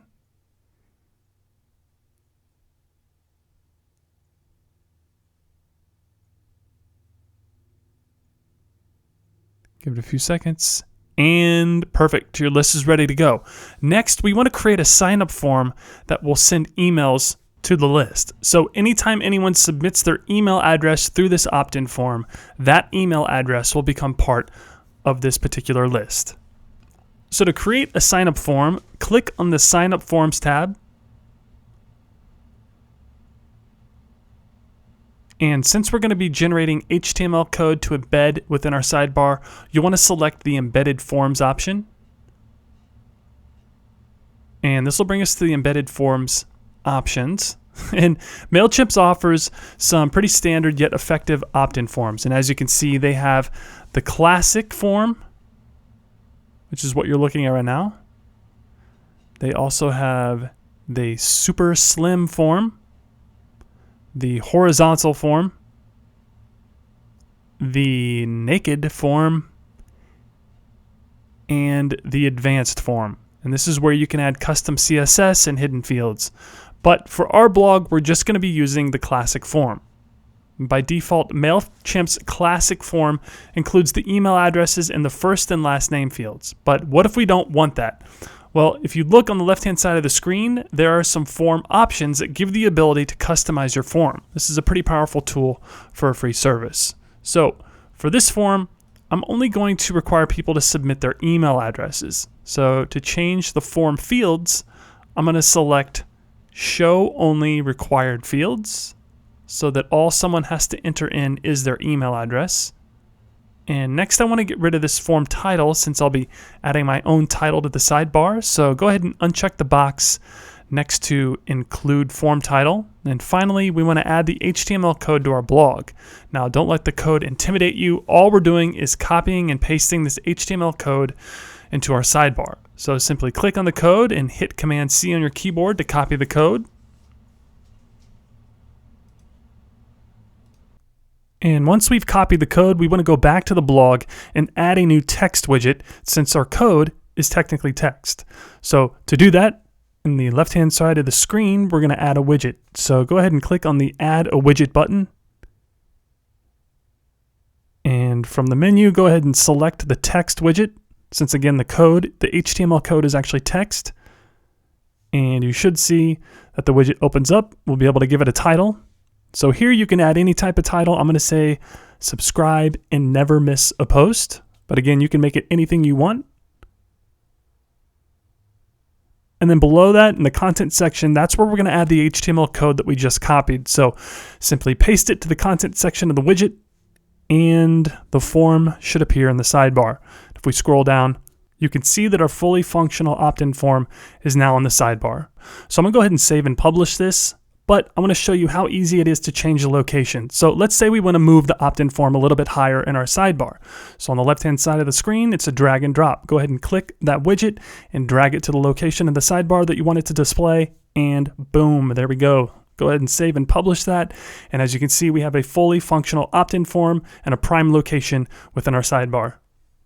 Again, I can't emphasize enough how important it is to build your email list. The first step in doing that is to have a way to collect email addresses, and this form gives you the ability to build and grow your subscribers for free. All right, moving on. Next, let's install the Instagram widget. So this widget is going to let you share the images from your Instagram account directly to your sidebar.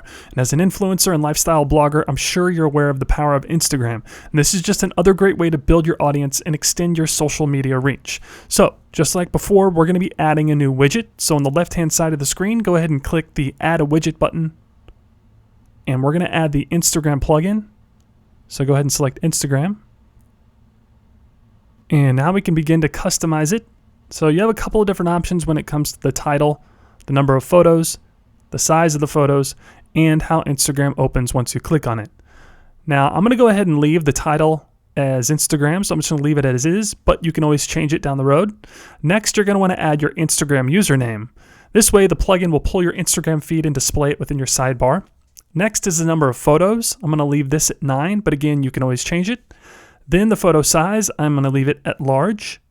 Then you have the option to control where Instagram opens when a user clicks on one of the photos. So I want this to open in a new window, so go ahead and select New Window from that drop-down menu. Target blank, so open links in New Window. And then next is the link text. Again, I'm just going to leave this as is. And then I'm going to close it because I want to change the location of where this shows up in the sidebar. So just like before, go ahead and click on it and drag and drop it to the location that you want to display in the sidebar. And if we scroll down, it's right below our opt-in form. Perfect location. Looks good. Love it. So let's go ahead and save this, and then let's test out the experience. So click the Save and Publish button. And then I'm going to X out of this. So we get a full screen view. There we go. Scroll down. And if we click on one of the images, perfect. It'll open up in a new window and take us to that particular Instagram post. And looks good. This is just another great way to, like I said, extend your social media reach. And it just looks cool in the sidebar. So really like it. All right. Moving on, next, let's add some social media icons. Now, if we fast forward to the end of the video real quick, you can see what the social icons will look like once we set them up.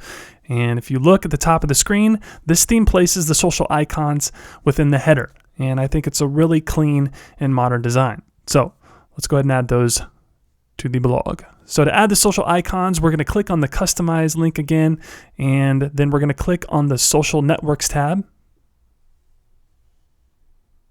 And this will bring you to the section where you can enter in the various social media URLs that you want to link to. And as you can see, they have all the popular social media networks listed. So let's start with Twitter. Now you're going to want to put the full URL of the site that you want to link to within each field. So I'm going to go ahead and enter my Twitter URL. And just to give you an idea of how this works, I'm going to go ahead and save and publish.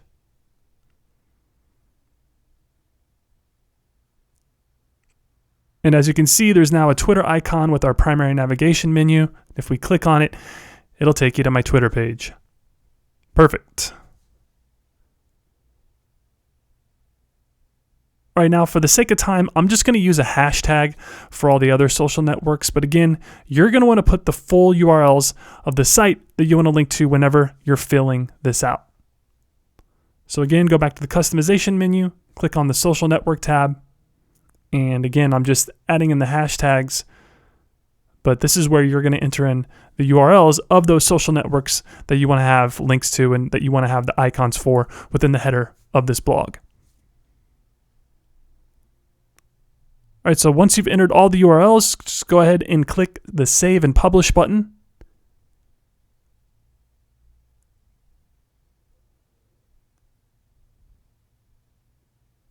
And I'm going to go ahead and X out of this so we can get a full screen view. And there we go. We now have some clean and modern looking social icons within our primary nav and footer of our blog. If we scroll down to the bottom of the screen, you can see that our social icons are in the footer of the blog. Looks great. Now you also have the option of removing the icons from the primary nav and having them only display in the footer if you want. This is just another example of the flexibility of this theme. So let's say you don't like the social icons in the header. Simply go to Customize again, and then click on Header Options. And then from that menu, go ahead and uncheck the box next to Show Social Icons, and voila, simple enough, the social icons disappear. And if we scroll down to the bottom, you can see that they are still displaying in the footer, but they have been removed from the header. Now, I like them in the header, so I'm going to go ahead and check the box to show the social icons and bring them back. Perfect. Voila. So be sure to save and publish your changes if you've made any changes. And let's move on. Next, let's add some affiliate campaigns within the sidebar. So what we're going to do now is we're going to implement a monetization strategy within the sidebar. And if we fast forward real quick, you can see what we're going to be making. So if we scroll down on the right-hand side of the screen, those images, what you're looking at right now is display advertising using affiliate campaigns. This is one of the most profitable marketing strategies, and this theme sidebar offers some premier advertising space within your blog. Now, I should mention that I'm going to be showing you how to implement affiliate marketing campaigns. And anytime you have affiliate offers on your blog, you need to disclose to your audience that they're clicking on an affiliate link. Here's how it works. At its core, affiliate marketing is a monetization strategy that lets you market other companies' products for a cut of the profits. And you can get started in 4 easy steps. Step 1 is you need to sign up for an affiliate network like Shop Collective, Reward Style, or Rakuten Marketing. Step 2 is you need to join an affiliate program within one of those networks that makes products that align with your audience's interests. Step 3 is you'll need to promote those affiliate offers on your blog through display advertising, affiliate links, or email campaigns. And then finally, step 4 is you need to get paid. So anytime someone clicks on your affiliate link and makes a purchase, you get some money. And remember to always let your audience know that they're clicking on an affiliate link. Be sure to have an affiliate disclaimer somewhere on your blog, letting people know that there are affiliate links on your blog. Transparency is key, and it's the law. And like I said, affiliate marketing is a very lucrative strategy whenever it's done right, and lifestyle blogging offers some of the most reliable and high converting affiliate networks around. For example, the Shop Style Collective, which is what we're looking at right now, is a network of elite publishers and influencers that give you the tools, data, opportunities, and guidance to grow your brand and extend your reach across a variety of different platforms. They are an extremely helpful resource for affiliates, and they offer a premium platform for you to earn money by promoting products on your blog as well. Another great affiliate network is Reward Style. And with over $100 million in retail sales, this ready-to-shop inspiration hails followers from top global influencers and is another great revenue stream for lifestyle bloggers. And finally, there is Rakuten Marketing. And this is more of a mainstream affiliate network, but they've been voted the #1 affiliate marketing network 5 years in a row, and they're just another great resource for developing an additional revenue stream within your blog. All right, so I'm going to show you 2 separate ways to use your sidebar as an affiliate marketing tool. First, I'm going to show you how to embed affiliate HTML within your sidebar, and then I'll show you how to add affiliate links within your content. Now, the reason I'm showing you both is because some affiliate networks will give you HTML code to add to your blog, and some will give you straight up affiliate links. Now, both do the same thing, but it's important to understand how to implement each type. So first, let's cover how to embed affiliate HTML. So a good example of this is from Shop Style Collective's product widget. And if you visit their blog, they walk you through the process of creating product widgets and give you a much more detailed introduction to the tool. Now, I'm not going to walk you through the entire process of creating a product widget, but once you sign up for a free account, it's a very easy process where you simply pick the products you want to use within your widget, and then the Shop Style Collective will give you the embed code to use within your blog, which is what you're looking at right now. So for this example, let's say that I've created my widget and they've given me the embed code. So all that we have to do now is copy that embed code and then put it back in the blog. So if we go back to the blog and click on the customize link and open up the customization menu, and then we'll click on widgets and then blog. And then we're going to want to add a text widget. So click the add a widget button and select the text widget. And now I'm not going to give this a title because I want it to stand alone without any distractions, so I'll leave the title blank. But right below that in the text field, that's going to where I'm going to paste the embed code that I just copied from the Shop Style Collective. And if we scroll down, you can see that the embed code within the text widget displays a clean and elegant looking image that is linked to our affiliate offer. So let's go ahead and close this widget. And then we'll save and publish and X out of it. And if we scroll down, as you can see, whenever we click on it, it directs the user to the affiliate offer. Awesome. It's a clean and professional promotion that links directly to our affiliate offer. Perfect. Next, let's go over how to add an affiliate link to an image within the sidebar. This is another effective way to promote affiliate offers on your blog. So instead of embedding HTML in the sidebar, we're just going to add an image that's linked to an affiliate offer. And Shop Style Collective gives you the ability to build your own affiliate links, which is great because this allows you to monitor and track the success of your affiliate campaigns. So let's say you found a product that you want to promote. Great. You can then build an affiliate link that you can use to direct traffic to that particular affiliate offer. So once you've created the link in the collective platform, go ahead and copy it, then head back to your blog and open up the customization menu. So click on the customize link. And once again, you're going to click on the widgets tab and click on blog. And then you're going to want to add a new widget. So click the add a widget button. And then we're going to add the image widget. And just like before, I'm going to leave the title blank, but instead of adding code, we're going to add an image. So click the choose an image button. And this is just like before, we're going to select the image that we want to use. So go ahead and select the image, or if you need to upload it. Click the update button. Now that our image has been added, make sure that the size is full size. And then the most important section is the link section.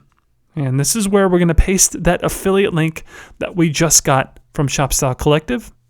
And then right below that, click the Open in New Window checkbox. Make sure that that box is checked so that when they click on the link, it's going to open in a new window. I'm going to go ahead and close this. I like where it's at.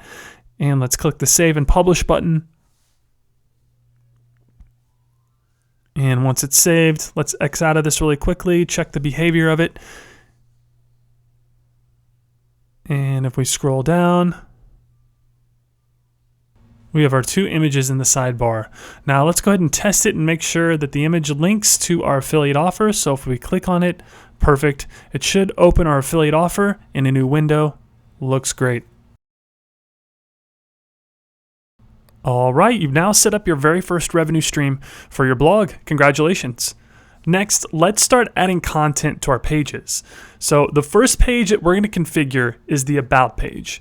And if we actually click on that page from the primary nav menu, you can see that the content section is completely blank. So in order to change that, you're going to click on Edit Page at the top of the screen. And this will bring us to our WYSIWYG editor, and this is where we can begin to add content to this page. Now the first thing that I want to do is add some images. And if you need some professional looking free images for your blog, there are a few sites that I always recommend. First is PicJumbo, which is what you're looking at right now. They offer some great stock photos that can be used for a variety of different projects. And as you can see, they have some really high quality images. You can select by category. You could also filter through the images so that your blog can remain consistent and it can showcase appealing media throughout the site. And I know I'm going pretty quick through this, but just want to show you some examples of the sites I use for images. All right, next is pixabay.com. And again, they offer some great looking photos, but they also have some good graphics as well. And this can come in handy when you need some quick artwork for a blog post or a video.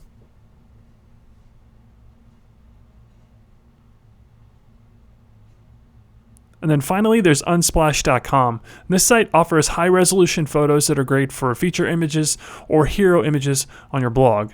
They're high quality, and they can give your blog a really clean and professional look.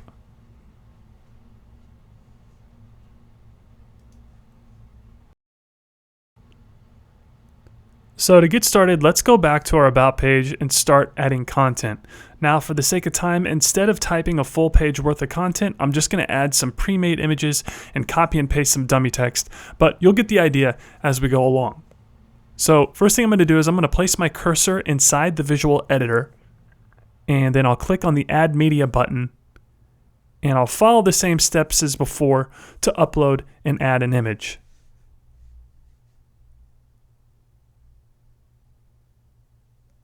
So once we find our image, go ahead and open it and make sure that it's selected. Perfect. And I know we briefly covered this a little earlier, but one thing to keep in mind are the attachment display settings. And you can see them on the right-hand side of the screen. So once you've uploaded the photo, you can have some options when it comes to how you display the image. This gives you some flexibility in terms of the placement and size of your original image. Now, for some reason, the image has uploaded to the medium side. So let me show you what that looks like real quick. I'm going to go ahead and insert the image into the post as is so that you can see what it looks like whenever it's just the medium size. So once you have your image, go ahead and click the Insert into Page button. And as you can see, it looks pretty small, but let's preview the content. And one feature that I love about WordPress is that it allows you to preview your changes before you publish them. So I'm just going to go ahead and click the Preview Changes button. And this will allow us to preview the page and see what it will look like in a live environment. And yeah, the image is super small. We want it to be a little bit bigger than that. So let's go ahead and go back to the original edit window and click on that image. There we go. And once you do that, you should see some alignment options pop up. But within those options, there's also a pencil icon that gives you some more editing options. And we want to change the size. So go ahead and click on that pencil image. And then from the drop-down menu where it says size, go ahead and select full size.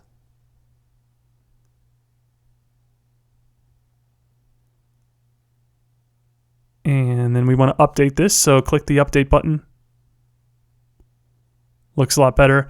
But again, let's preview it. So go ahead and click the preview changes button.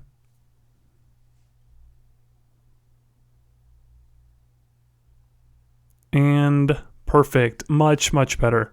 Looks so much better. Okay, now let's add some text. And again, like I said, I'm not gonna write out an entire page, so we're just gonna copy and paste some dummy text.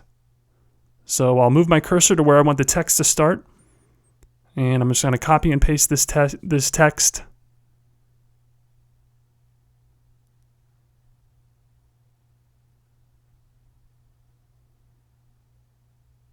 There we go, but you get the idea. I'm gonna add a little bit more.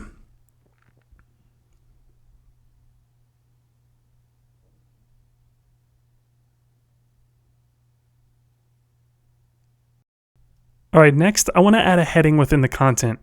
And having different headings within your content is good for SEO, content structure, and readability. Headings help people skim through your content and quickly find what they want. So let's go ahead and add a heading after the third paragraph, and let's call it My Mission. So I'm just going to go ahead and type in My Mission. And then to change the size of this text and turn it into a heading, just simply highlight it, and then click on the arrow next to the paragraph to get the drop-down menu. And this lets you select the different sizes of headings. We have heading 1 through 6, 1 being the biggest, and then obviously 6 being the smallest. And you can select whichever one you want, but I'm going to go with heading 2, so I'm just going to select H2. And as you can see, my mission has changed in text size, and we'll preview it in a little bit, but let's continue building the page. So I want to add another image, so click the Add Media button, and we'll just follow the same steps as before to upload a new image.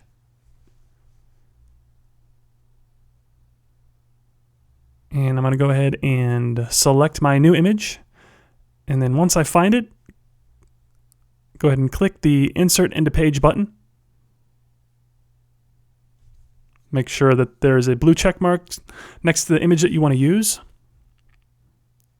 And be sure to double check the attachment display settings. So again, we're going to set this to full size because it's uploading in medium for some reason. And click the Insert into Page button. And if we scroll down, perfect. We have our second image under the My Mission heading. And once again, I'm just going to copy and paste this dummy text, but again, you get the idea. This is where you would actually add your content. There we go. So we have the kind of the featured image and some text. Now let's go ahead and preview this. So click the Preview Changes button. And looks great. I like it. I like it a lot. Got a clean layout, clean professional look. Looks good. All right, let's go back to the visual editor.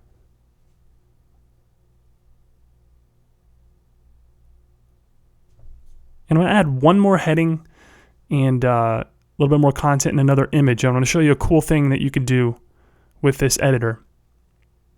So once again, below this content, I'm just going to put my cursor where I want the new heading to be, and I'm going to type it out.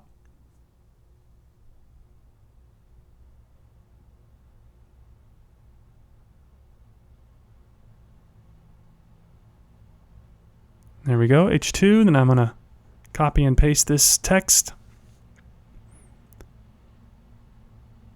All right, then I want to position this image to the right. So I'm going to put the cursor next to that heading and then click the Add Media button.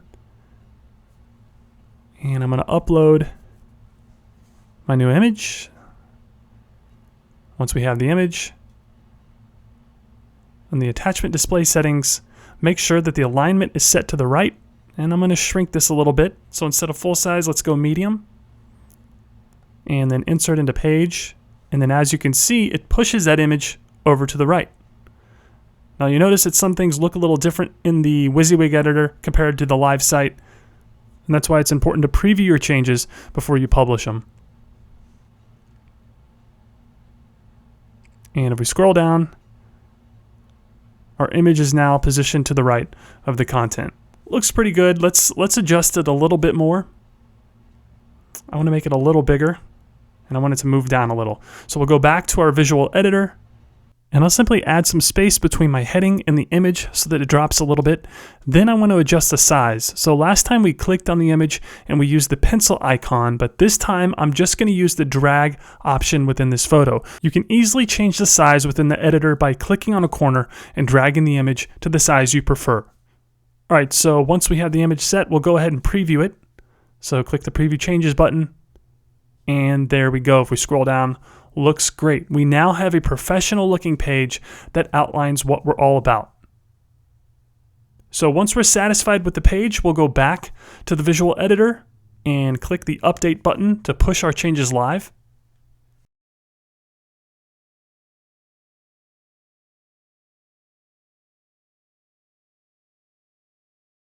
And there we go. And if we go back to our home page, so if we go to the upper left-hand side of the screen, click on the Visit Site link, and then if we click on the About tab in the primary nav menu, we can see that the changes are now 100% live, and they look great. Nice job. All right, moving on. Next, let's create our online storefront with our online shop. All right, so you have a lot of options whenever it comes to how you structure your e-commerce business. However, selling products directly from your blog gives you the ability to add an additional revenue stream, and it can help you grow a much larger customer pool as well. Now, for this tutorial, I'm going to show you how to build an e-commerce storefront without having to deal with things like payment processing, dealing with declined credit cards, issuing refunds, and things like that. That's because we're going to be using a plugin that displays your products, sales, and advertisements in a beautifully styled catalog setting that you can easily connect to Etsy, eBay, Amazon, or various affiliate products. And as you can see, if we fast forward to the end of the video, you can see this online storefront that we have within the blog. And we're using a online catalog plugin that I'm going to show you how to configure here in a few moments. But I just want to show you really quickly what the plugin will look like and kind of the functionality of this online storefront. And again, you're not going to be processing payments or dealing with any type of customer service or anything like that. This is just presenting an online storefront that you can connect to your e-commerce platform. It's a great way to generate traffic and direct people from your blog directly to your sales page. All right, so let's implement this plugin. So if we go to our shop page, if you click on the shop tab within the primary nav, you can see that it's completely blank. And this is where we're going to add the new online storefront with that plugin. So the first thing we need to do is we need to configure the plugin. So we want to go back to our WordPress dashboard. So on the left-hand side of the screen, click on Dashboard. And then again, on the left-hand side of the screen, go ahead and click on Huge IT Catalog. That's the plugin that we installed a little bit earlier in this video. And you should see a default watches catalog show up, or some sort of default catalog. Now, obviously, we're not selling any watches on our blog, so we're just going to create a separate catalog for our projects. But let's go ahead and click on this so you can get an idea how the plugin works. So as you can see, it's pretty robust. It gives you a ton of flexibility when it comes to displaying your products, and there are quite a few options that will help you create the foundation for a high-quality e-commerce storefront. And far too often, product catalog plugins drop the ball on the user experience. And the reason I recommend this plugin is because it really delivers on the aesthetics of an online store, and it's free. All right, so let's create your online store. Now, before I do anything, I'm going to add all of my product images. I always recommend that you add your images first so that you're not having to go back and forth from the plugin to your media gallery. It's just easier and it saves you a ton of time. So, like I did a couple seconds ago, just go back to your media library and add the images.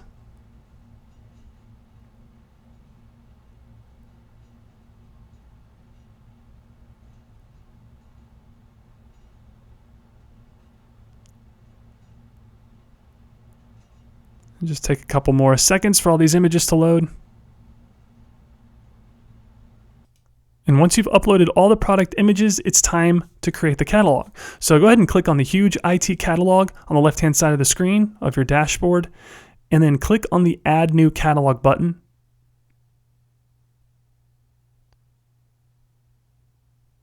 And this will bring us to the catalog management page, and this is where we can design and configure our product catalog that will act as our online shop of our blog.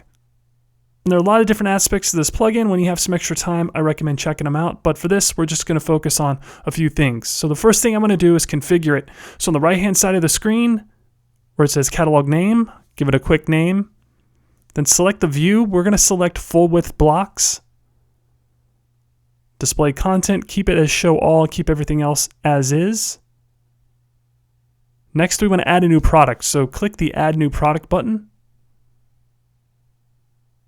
And then select the image of the product that we want to add. Go ahead and insert into post. And some fields should pop up. And for the most part, these fields are pretty self-explanatory. You have your title, price, sales price, link, and description. And one thing to keep in mind as you're filling out each field, make sure that the two boxes, product page, new tab, and show product, are checkmarked. This will ensure that your product images are displayed and that your visitor won't be taken away from your blog if they click on the product. All right, so let's give this product a title. And since it's a high heel, let's call it Silky Red Heels. Then we'll give it a price and a discount price.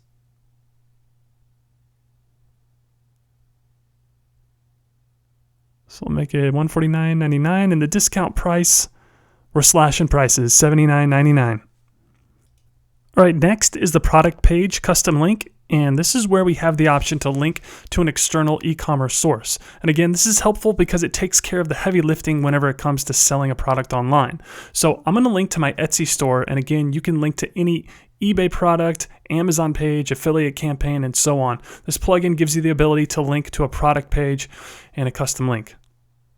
All right, so I'm going to copy that link, and now that we have our link, it's time to add it to that product page custom link section. So I'm just going to paste it there. And then next, let's add a description. I'm just going to grab some dummy text, but again, this is where you would add a short description of the product. There we go, everything looks good. All right, next, let's add a few more images to help entice buyers and showcase our product. So just go ahead and click on that huge plus icon, and this will bring you to your media library again. And we're just going to select the additional images that we want to use for the catalog. And then just repeat the process until you have an adequate amount of images for that product. And I recommend about 3 or 4 images. Nice. We have our very first product. All right, now let's add another one. So we'll just follow the exact same steps as before. So click the Add New Product button. And again, add your featured product image. So let's do the handbag for this one.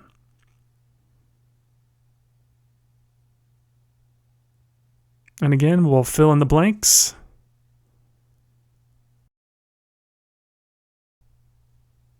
So obviously we'll give this a title. We'll give it a price and a discount price. So what am I feeling here? Nice little handbag. Let's go $129.99. Then let's slash the price, $99.99. It's a pretty good deal. All right, again, we're going to select our custom link. Again, this is what the product will be linking to from our blog. So I'm going to select the Etsy page and go ahead and copy and paste it in that product page custom link section. And then again, I'm just copying and pasting some dummy text for the description, but this is where you would add a description of the product. And then let's add a couple more images. So click the plus icon, and just like before, we're going to be adding different images of the product.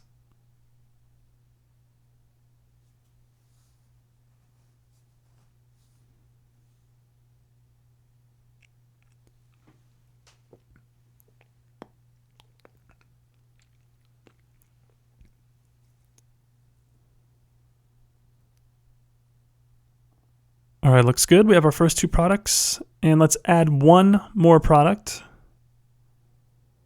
This will be a necklace. So we'll select our featured image for the product. And again, these are the exact same steps. So once the fields appear, let's give it the title, the price, discount price. We'll get our product page custom link and then a short description, and then we'll add a couple more images.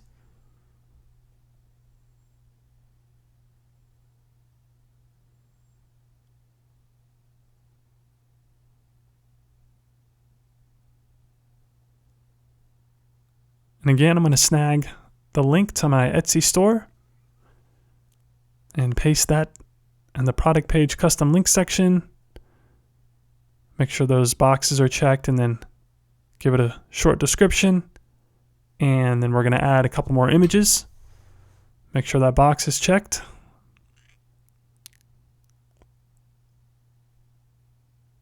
There we go. And when I said make sure that box is checked, you want to make sure the show product box is checked and then also the product page new tab. All right, we have our products. Now let's say we want to change the order of how they're displayed. This is another great feature of this plugin.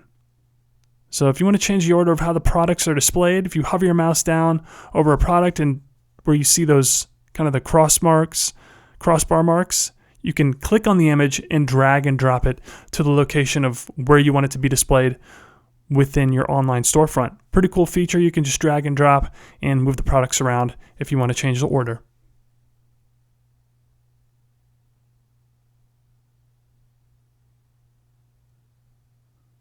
Move these guys around a little bit. All right, so once you're happy with the order, move the handbag down. I'm going to put the heels first, handbag, and then necklace. Looks good. All right, so once you have the order of the products and you're happy with it, go ahead and click on the Save Catalog button.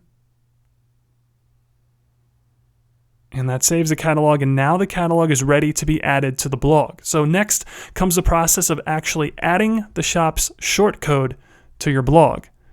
This is a quick and easy step that lets you easily display your shop by adding a small snippet of code to the WYSIWYG editor. So to set up your shop under usage on the right hand side of the screen, simply copy that shortcode, and this is what you're going to paste on the actual shop page of your blog. So once you've copied the code, just revisit the shop page. So we'll go back to our home page and then click on the shop tab. Then click on the edit button at the top of the screen to access the editor. Then all we're going to do is we're going to paste that short code that we just copied and paste it into the visual editor. So put your cursor in the visual editor, there you go, and paste it, and you should see the short code. And let's go ahead and preview this. So preview changes.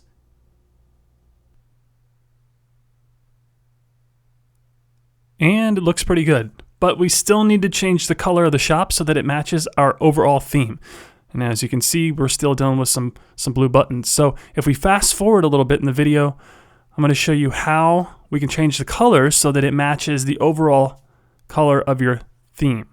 And we want it to remain consistent with the rest of your blog and have a clean and consistent design. So let's go ahead and publish this page so that the changes will be saved and we'll have our online storefront. So we'll go back to the visual editor and then go ahead and click the update button. And again, that'll push our changes live. And then let's use a little CSS magic to change the colors of our shop. So to change the color of the online store, I've created a CSS cheat sheet, which we went over a little bit in the beginning of this video. But again, you can access it by clicking on the CSS cheat sheet link below this video. And inside, you'll gain access to the exact CSS code that you'll need to copy and paste and use in WordPress's additional CSS widget in order to change the color of the online store. So the first step is to open the Customize menu. So go ahead and click on the Customize link. And then within that customization menu, you're going to click on the additional CSS tab. And again, this is where you're going to paste that CSS code from the cheat sheet that I provided for you. And then if you go back to the cheat sheet, all you need to do is copy the code beneath the huge IT product catalog CSS section, and you'll be able to change the color of the shop so that it matches the current theme color of black and gold.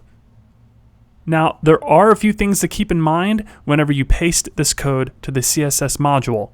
First, you need to make sure that the red 14s on the cheat sheet match the ID of the shop catalog on your blog.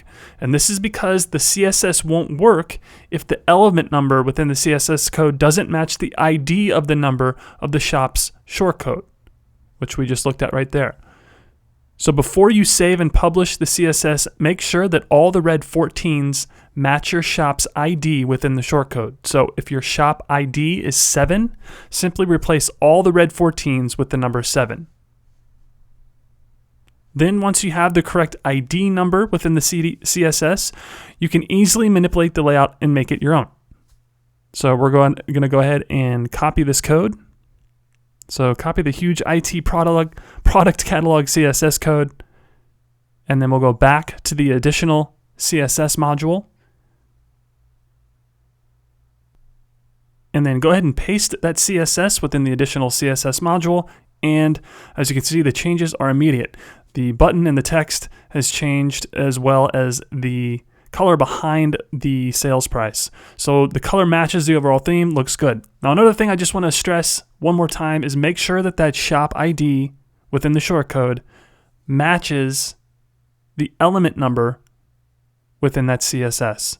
So my shop ID was 14, so I want to make sure that all the elements are 14. Now if the shop ID within the shortcode is the number 6, then you're going to want to change all these 14s to the number 6, which you can easily do within the additional CSS module. And again, I want to show you how strong and how powerful CSS is. We're just going to remove it, and automatically goes back and reverts back to the blue. Then we paste it and add it again, and the colors, again, the changes are immediate. Very powerful piece of code, and a pretty cool feature that you're able to do this within the additional CSS module. All right, so once we've added the code, go ahead and click the Save and Publish button to push our changes live. Then we'll X out of this. And voila, we now have a theme we now have an online store that matches the color of our theme. Looks a lot better than those blue buttons. That's the default setting. So again, this just gives it a more consistent feel and looks a lot more professional. All right, moving on. Next, let's add a contact form to our blog. So if you visit the contact page, go ahead and click on contact in the primary nav, you'll see that we have the 2-column layout. But we're going to be adding a contact form within the left side of that page. And having a contact form is a great way to keep a line of communication open between you and your audience, and it's also a great way to build your email list. So to add a contact form, let's go back to our dashboard. And we're going to be using the Contact Form 7 plugin that we installed previously in the video to add the contact form. So on the left-hand side, click on Contact, and this will bring you to your contact form admin page. And just like the other plugins, this is where you can configure the different aspects of the plugin. Now, I'm not going to go into detail on the advanced features, but for this tutorial, we're just going to use the default contact form that comes with this plugin. So to add the default form, go ahead and click on the Contact Form 1 link, and this will bring you to the form details. And as you can see, it presents you with the actual HTML of the form. Now, the great thing about this plugin is that it creates the shortcode of the HTML, so all you have to do is just copy and paste the shortcode to your blog, and you'll have a fully functional contact form that allows your visitors to send you messages. So let's go ahead and copy the shortcode at the top of the screen.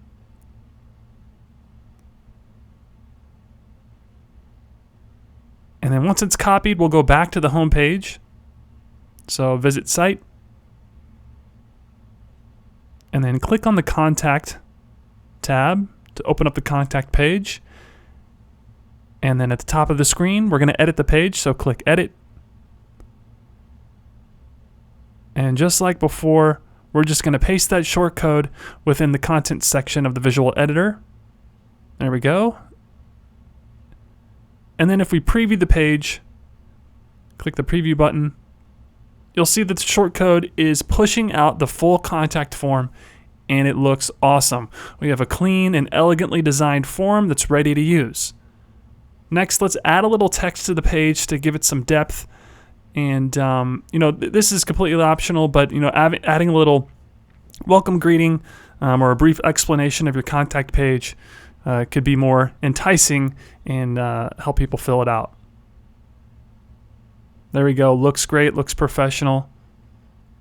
So let's go ahead and update those changes so that we can push them live.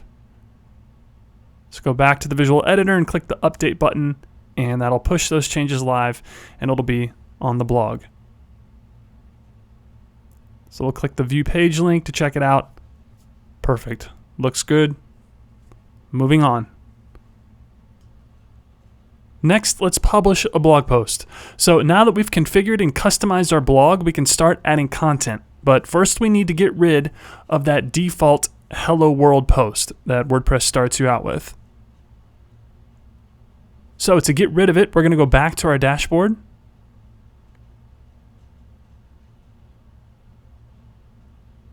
And then on the left-hand side of the screen, hover your mouse over posts and click all posts. And then you should see that Hello World post there. Go ahead and check the box next to that post. And then click the red trash link. And it'll send it to the trash, and the post has now been deleted. Now we can start adding real posts to the blog. And this is where you start publishing your own original content. And it's when you officially become a blogger. It's very exciting. So let's add your very first blog post. Now, there are a couple of different ways to add a new blog post, and I'm going to show you both ways, but they each do the exact same thing. It really comes down to what you're most comfortable with. So the first way to add a new blog post is to hover your mouse over New at the top of the screen and click Post. And the second way is if you go back to the dashboard, on the left-hand side of the screen, if you hover your mouse over Posts and click Add New,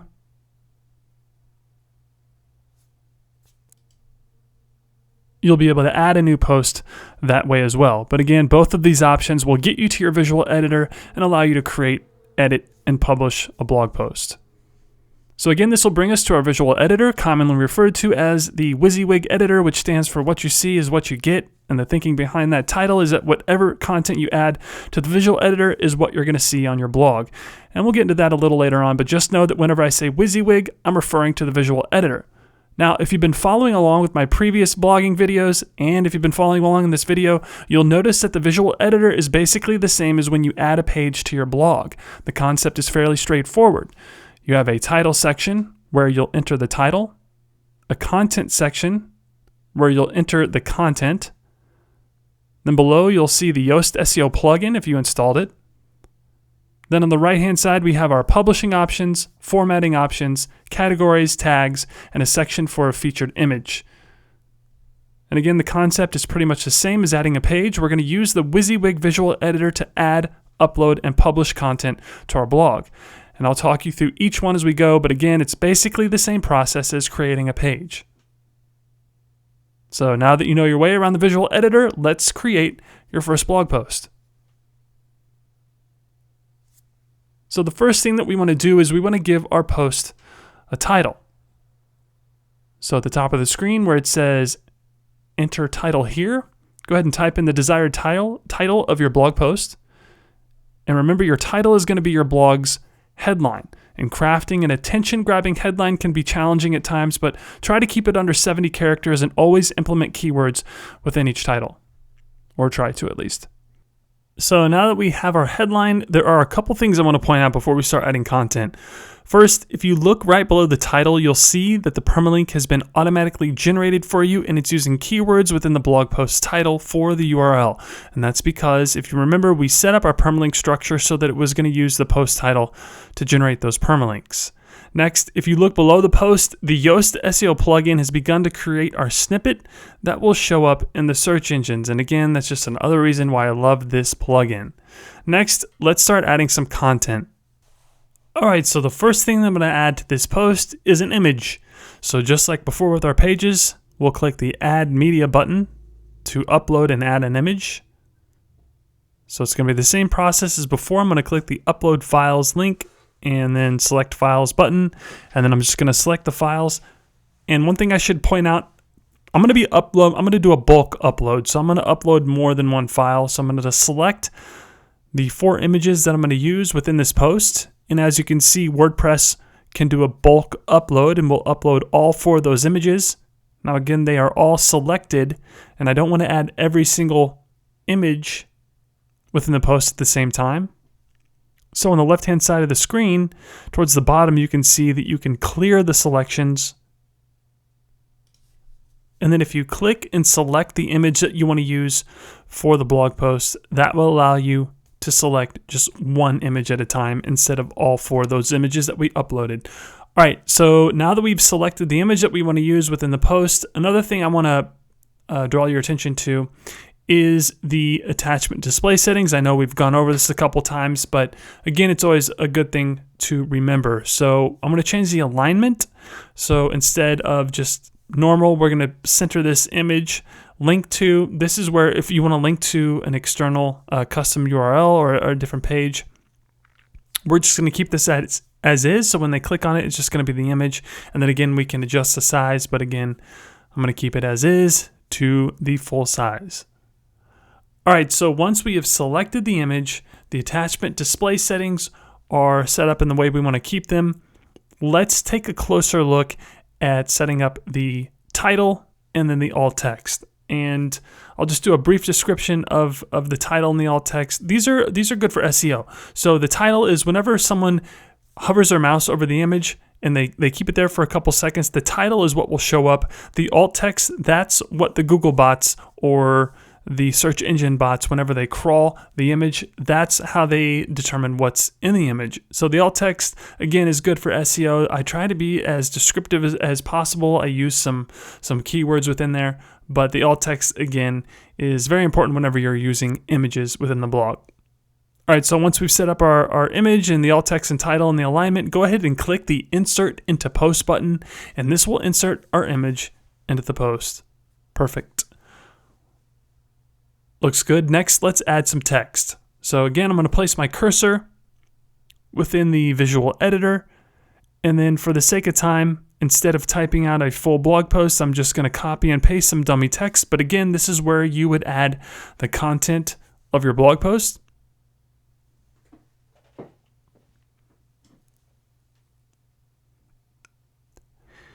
And I'm going to add some more media.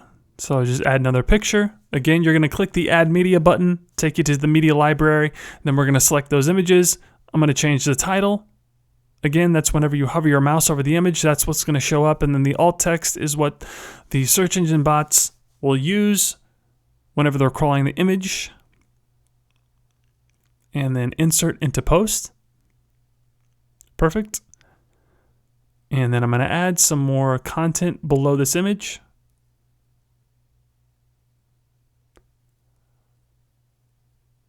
And once again, click the Add Media button in the upper left-hand side of the screen and then select the image that you want to use.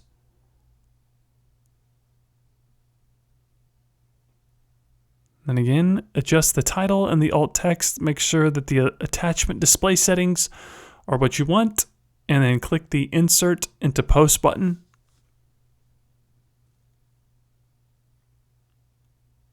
Perfect.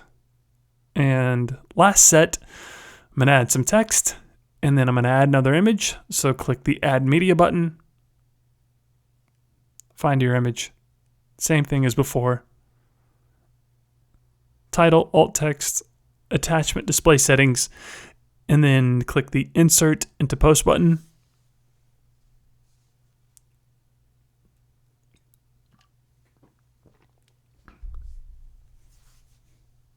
There we go, looks great. At least it looks great within the WYSIWYG editor. But before we do anything, let's go ahead and preview this post. So click the preview button.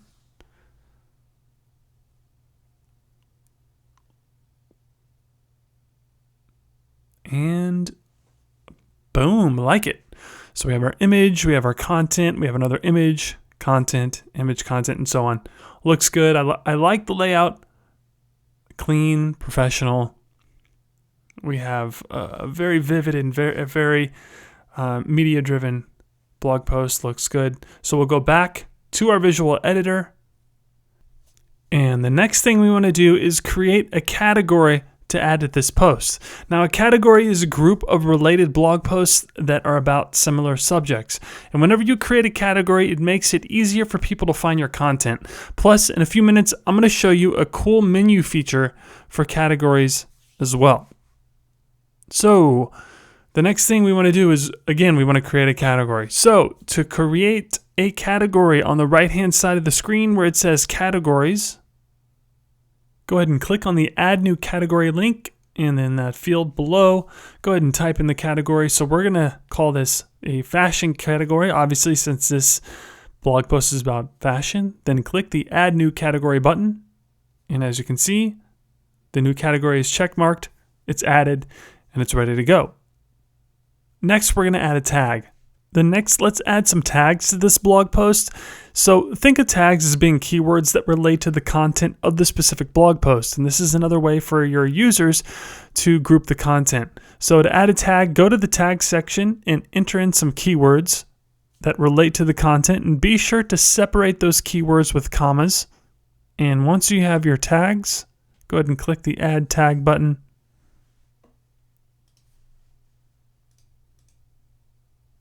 And then let's take a look at what our changes will look like in the preview post. So again, let's preview this post. So on the upper right-hand side of the screen, go ahead and click the preview button.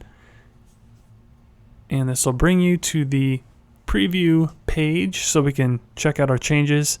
And as you can see, the category is conveniently placed above the title of the blog post. And then if we scroll down to the bottom of the screen, you can see that our tags are conveniently placed as hyperlinks below the post. And again, this just creates a more user-friendly environment and makes it easier for your blog's visitors to find what they're looking for.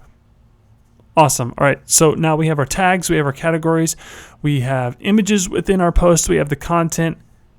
Let's add our featured image. So to add a featured image, obviously we want to go back to our WYSIWYG editor, which is what you're looking at right now. And then to add that featured image on the right-hand side of the screen, you're going to click on the Set Featured Image link.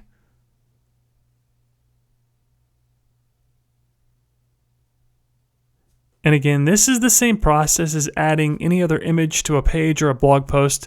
You're going to simply select the image, or you're going to upload an image and go ahead and click that Set Featured Image button. And as you can see on the right-hand side of the screen, you now have a featured image for that blog post. So let's go ahead and preview it and check it out and see what it looks like. So click the preview button. Whoa, but wait, why is the featured image showing up within the post and all the other images? That's a great question. Well, unfortunately, a lot of WordPress themes are hard-coded to show the featured image within the content of each post, which is what you're looking at right now. And I'm not sure about the thinking behind it, but I believe the developers just figured that the author would want the featured image to be a part of the content. And now I get it, but I don't necessarily like it, especially if we're creating a blog that uses a variety of images to display our content. So in order to get around this, we're going to have to make a slight adjustment to the PHP code within the theme's template. Don't worry, I'm going to walk you through the entire process step by step. But before we do anything, first things first, let's go ahead and save this post as a draft so that we're not publishing a post that has a featured image followed by another image. So go ahead and click the Save Draft button. Again, that way we can publish it once we've adjusted the code. Next, let's take a look at the cheat sheet. And if you scroll to the very bottom of the cheat sheet, you'll see a copy of the PHP code that you'll need to remove from the theme. Now, it might look complicated, but trust me, it isn't. All we're doing is we're removing this snippet of code from the folder within the blog's theme. Now, we're about to do a somewhat advanced procedure. And if you haven't installed a child theme, I highly recommend that you do that before making any changes to the code. Now, if you aren't using a child theme and you make a mistake, then you could potentially crash your site. And that's no bueno. That's no good. So make sure that you're using a child theme before you proceed with this step. So now that we know we need to remove the featured image from the content of the blog post, it's time to actually put that into action.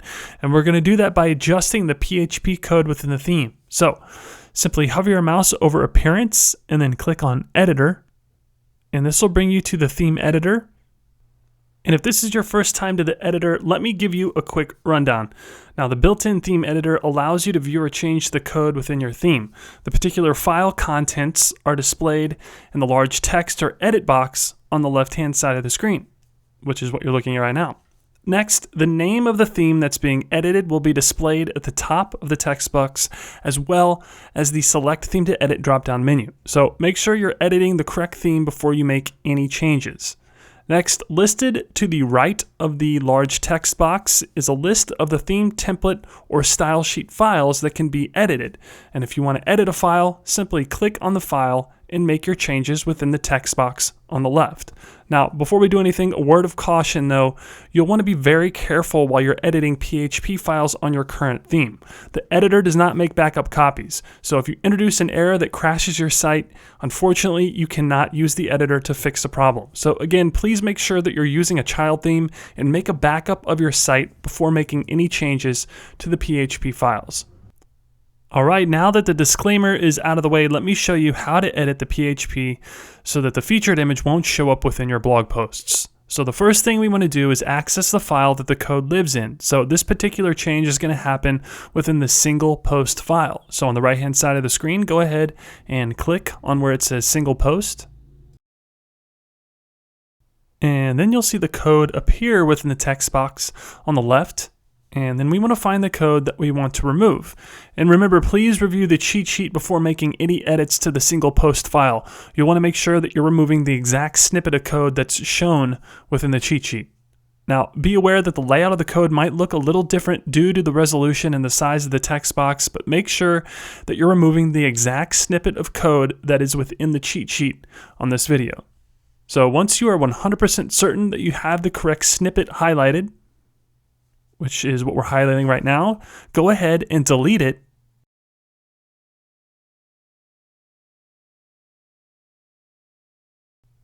And then clean up any white space within the text. Just simply delete until there is a break between the closing and opening div tags.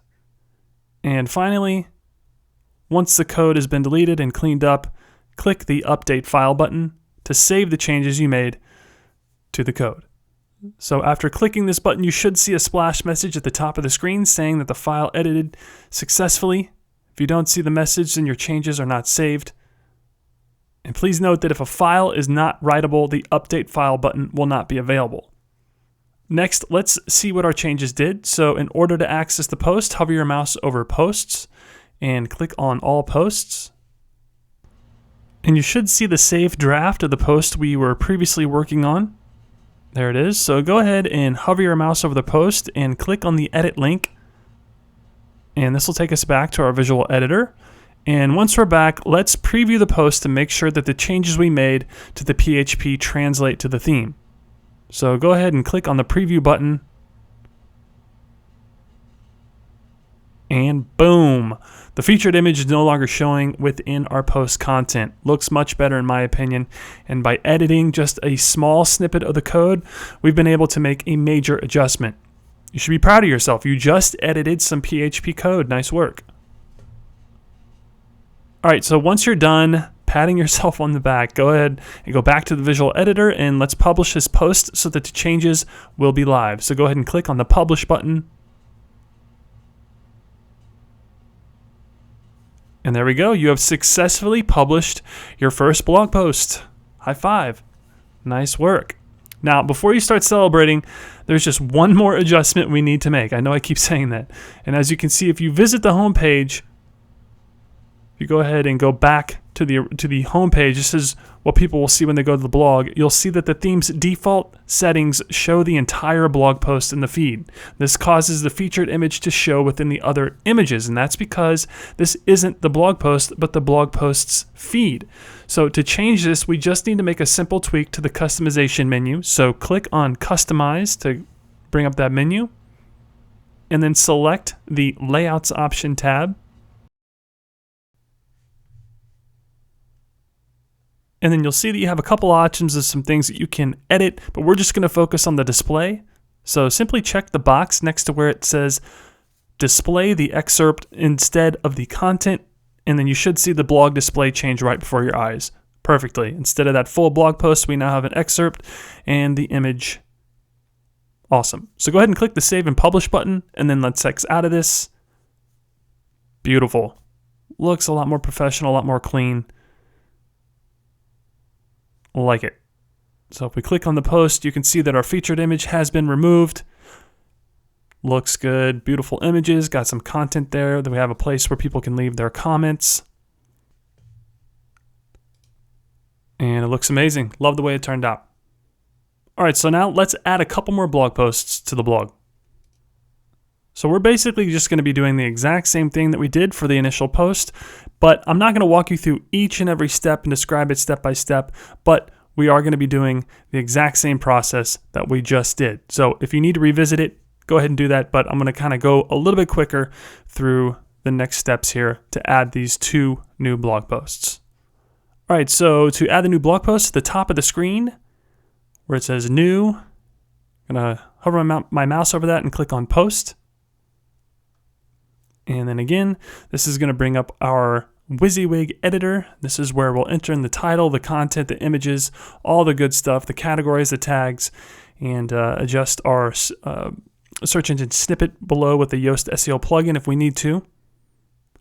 So once I have my title and the permalink pops up, I'm going to add an image. So to do so, click the Add Media button. And I'm going to upload some images. Again, I'm going to do a bulk upload here because I'm going to be using more than one image for this blog post.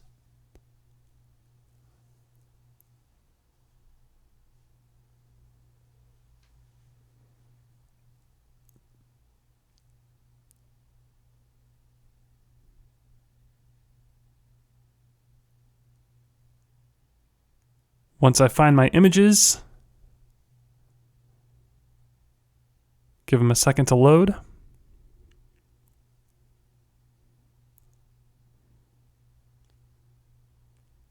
There we go. And remember, they are all selected, so I'm going to go ahead and clear them.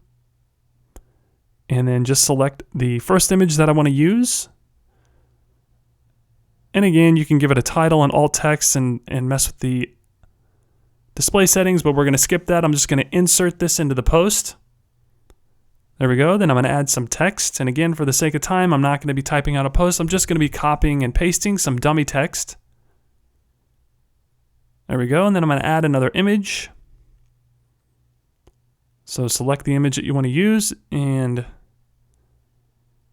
let's switch it up. Yeah, let's use this one. Click the Insert into Post button. Add some text, and I'm going to add another image.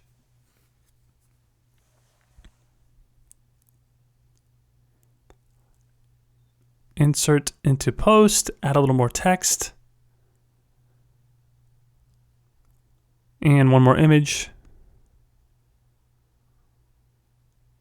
And there we go.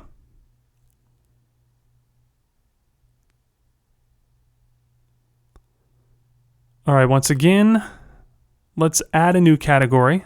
So since this one is about makeup, we're just going to call this category makeup. So type in your category name, click add new category, make sure that that box is selected. Then once again, we're going to add the tags. And remember to separate these with the comma. Click the add button once you have all your desired tags. Next, let's add our featured image. So scroll down and click the set featured image link and then select the image that you want to use for the featured image. Once you find it, go ahead and click that blue button on the right hand side of the screen. And let's preview this. So click the preview button.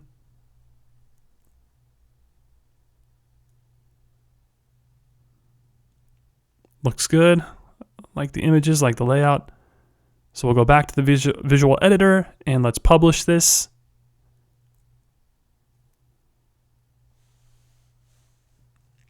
Everything looks good. So let's visit the site to see how it looks within the blog feed. And awesome.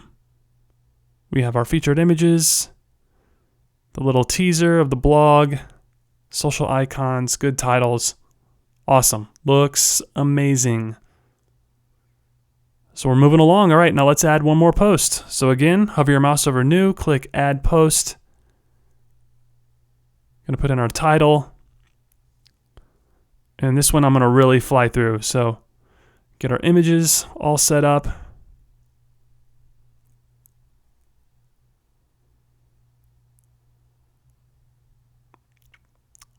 Select the image. I'm going to insert that into post. Add a little content, add some more images. You've been here before. You know what you're doing now. But again, while I'm doing this, this is just a great example of how easy it is to use WordPress. I mean, it really is a phenomenal tool for any type of blogger. And again, it's the reason why I always recommend WordPress. So let's see. So we got our category. We're adding our tags once again. Let's set the featured image. There we go. Got the featured image. Let's publish this. Looks great. And then we'll go back to the site and let's see what it looks like. Boom, awesome. We now have 3 professional looking blog posts to go along with our sleek and clean design of the lifestyle blog. Looks good. If you click that continue reading button, you can see that we have a nice looking post with also the related posts widget below that with a comment section. Got our nice looking sidebar with our affiliate marketing campaigns. Love it. And then finally, as promised, I'm going to show you how to change the theme's overall color with the magic of CSS once again. And WordPress's addition of the CSS module is by far one of my favorite updates, and we're going to use it again to make some pretty cool changes to this theme. So the first thing we want to do is we want to open the additional CSS module so that we can start making our edits. So once again, on the left-hand side of the screen, click on the Customize link, and then select the additional CSS tab. And then we've been here before, but this time we want to change the code. So if you remember, we added some CSS that adjusted the color of our online storefront, which is our online shop, but it mimicked our theme. So we want to change that color again, and we're going to change it to pink and blue. So you'll want to highlight all that CSS that starts with period element and delete it. And once it's deleted, go ahead and visit the CSS cheat sheet and simply copy all of the CSS that is listed under the Change Theme Color CSS-Pink section. So if you scroll down where it says Change Theme Color CSS-Pink, go ahead and copy that section of the CSS cheat sheet.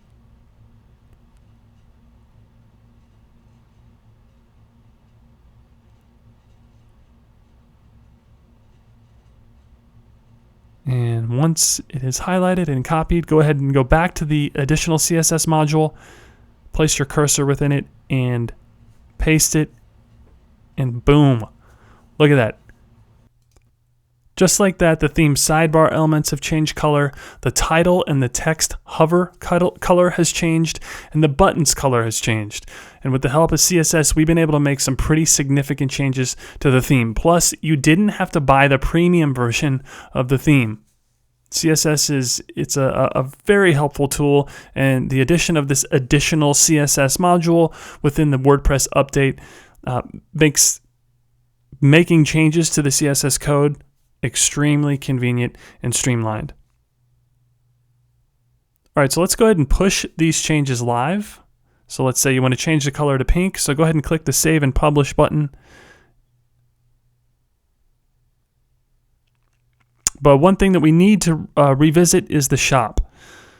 So once you erase that code and added the new CSS pink code, you still need to adjust the shop. And remember, our online shop, it was a plugin, so the CSS will need to be specific to the shop. And And again, thankfully, I have that code ready for you to copy and paste on the cheat sheet. So go back to the cheat sheet in the section that says the huge IT product catalog CSS-pink. You're just going to want to highlight that, copy and paste it.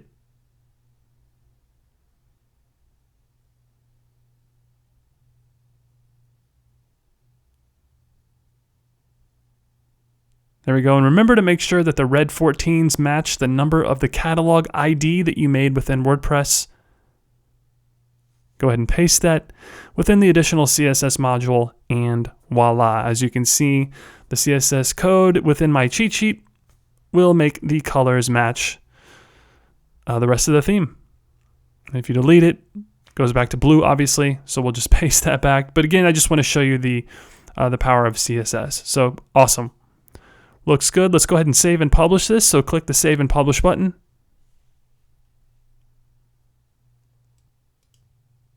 So next, let's change the logo so that it's more in tune with the rest of the blog.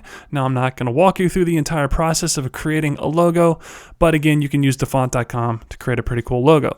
So to change our logo, visit the Customize menu again. So click Customize and then click on the Site Identity tab. Then once again, click on the Change Image button, and we'll just go through the same process as before to add our image. So I'm going to go ahead and upload my new pink logo, but again, something that's going to match the overall look and feel of the theme. There we go. Once we have our logo image uploaded, insert that into post. Awesome. And I honestly used thefont.com to make that logo. All right, next, I'm going to change the site icon. Again, I want to make it something that is in tune with the brand and the overall look and feel.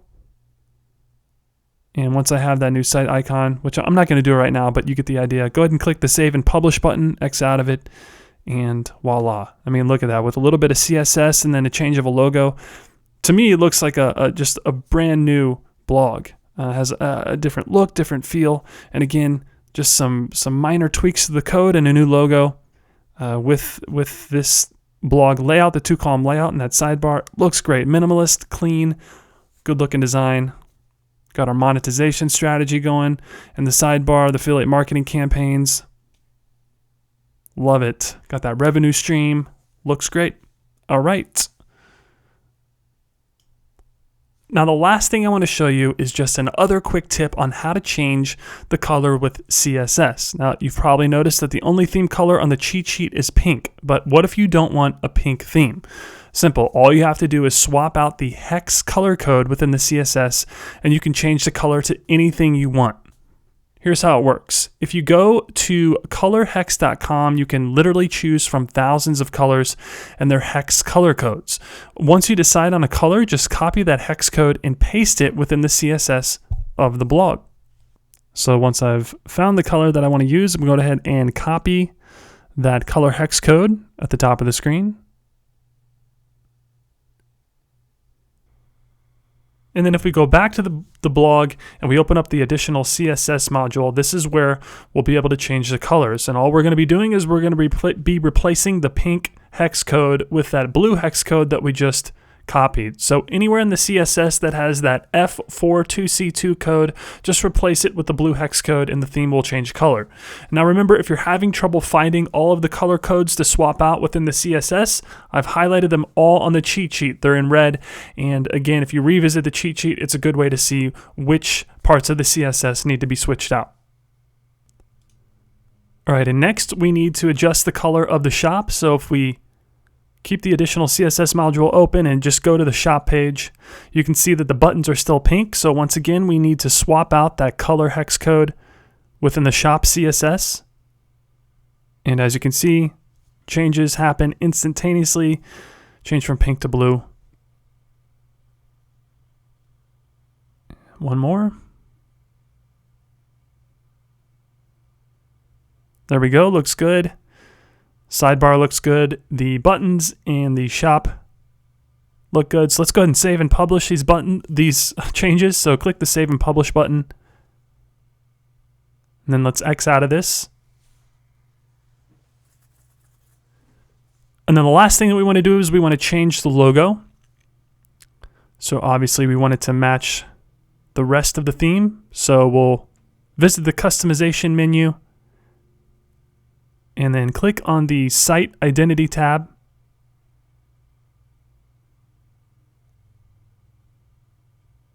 And once again, we're going to change the image. And I've already uploaded the image, so I'm just going to select it.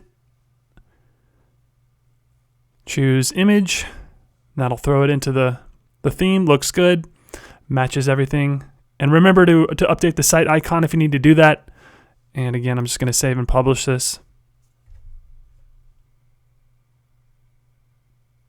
And congratulations, you now have a fully functional lifestyle blog that is ready for the world. This theme, coupled with the power of WordPress and Bluehost web hosting, is a digital launchpad for multiple types of lifestyle verticals. It's a great way to start an online business, and building a blog is your first step towards becoming an online success. So that's going to do it for this video. If you found it helpful, I'd greatly appreciate it if you would like, share, and subscribe to the Blog with Ben YouTube channel. As always, your support means a great deal to me and my family, and for that, I thank you. So with that being said, I'll see you in the next video. Thanks for watching.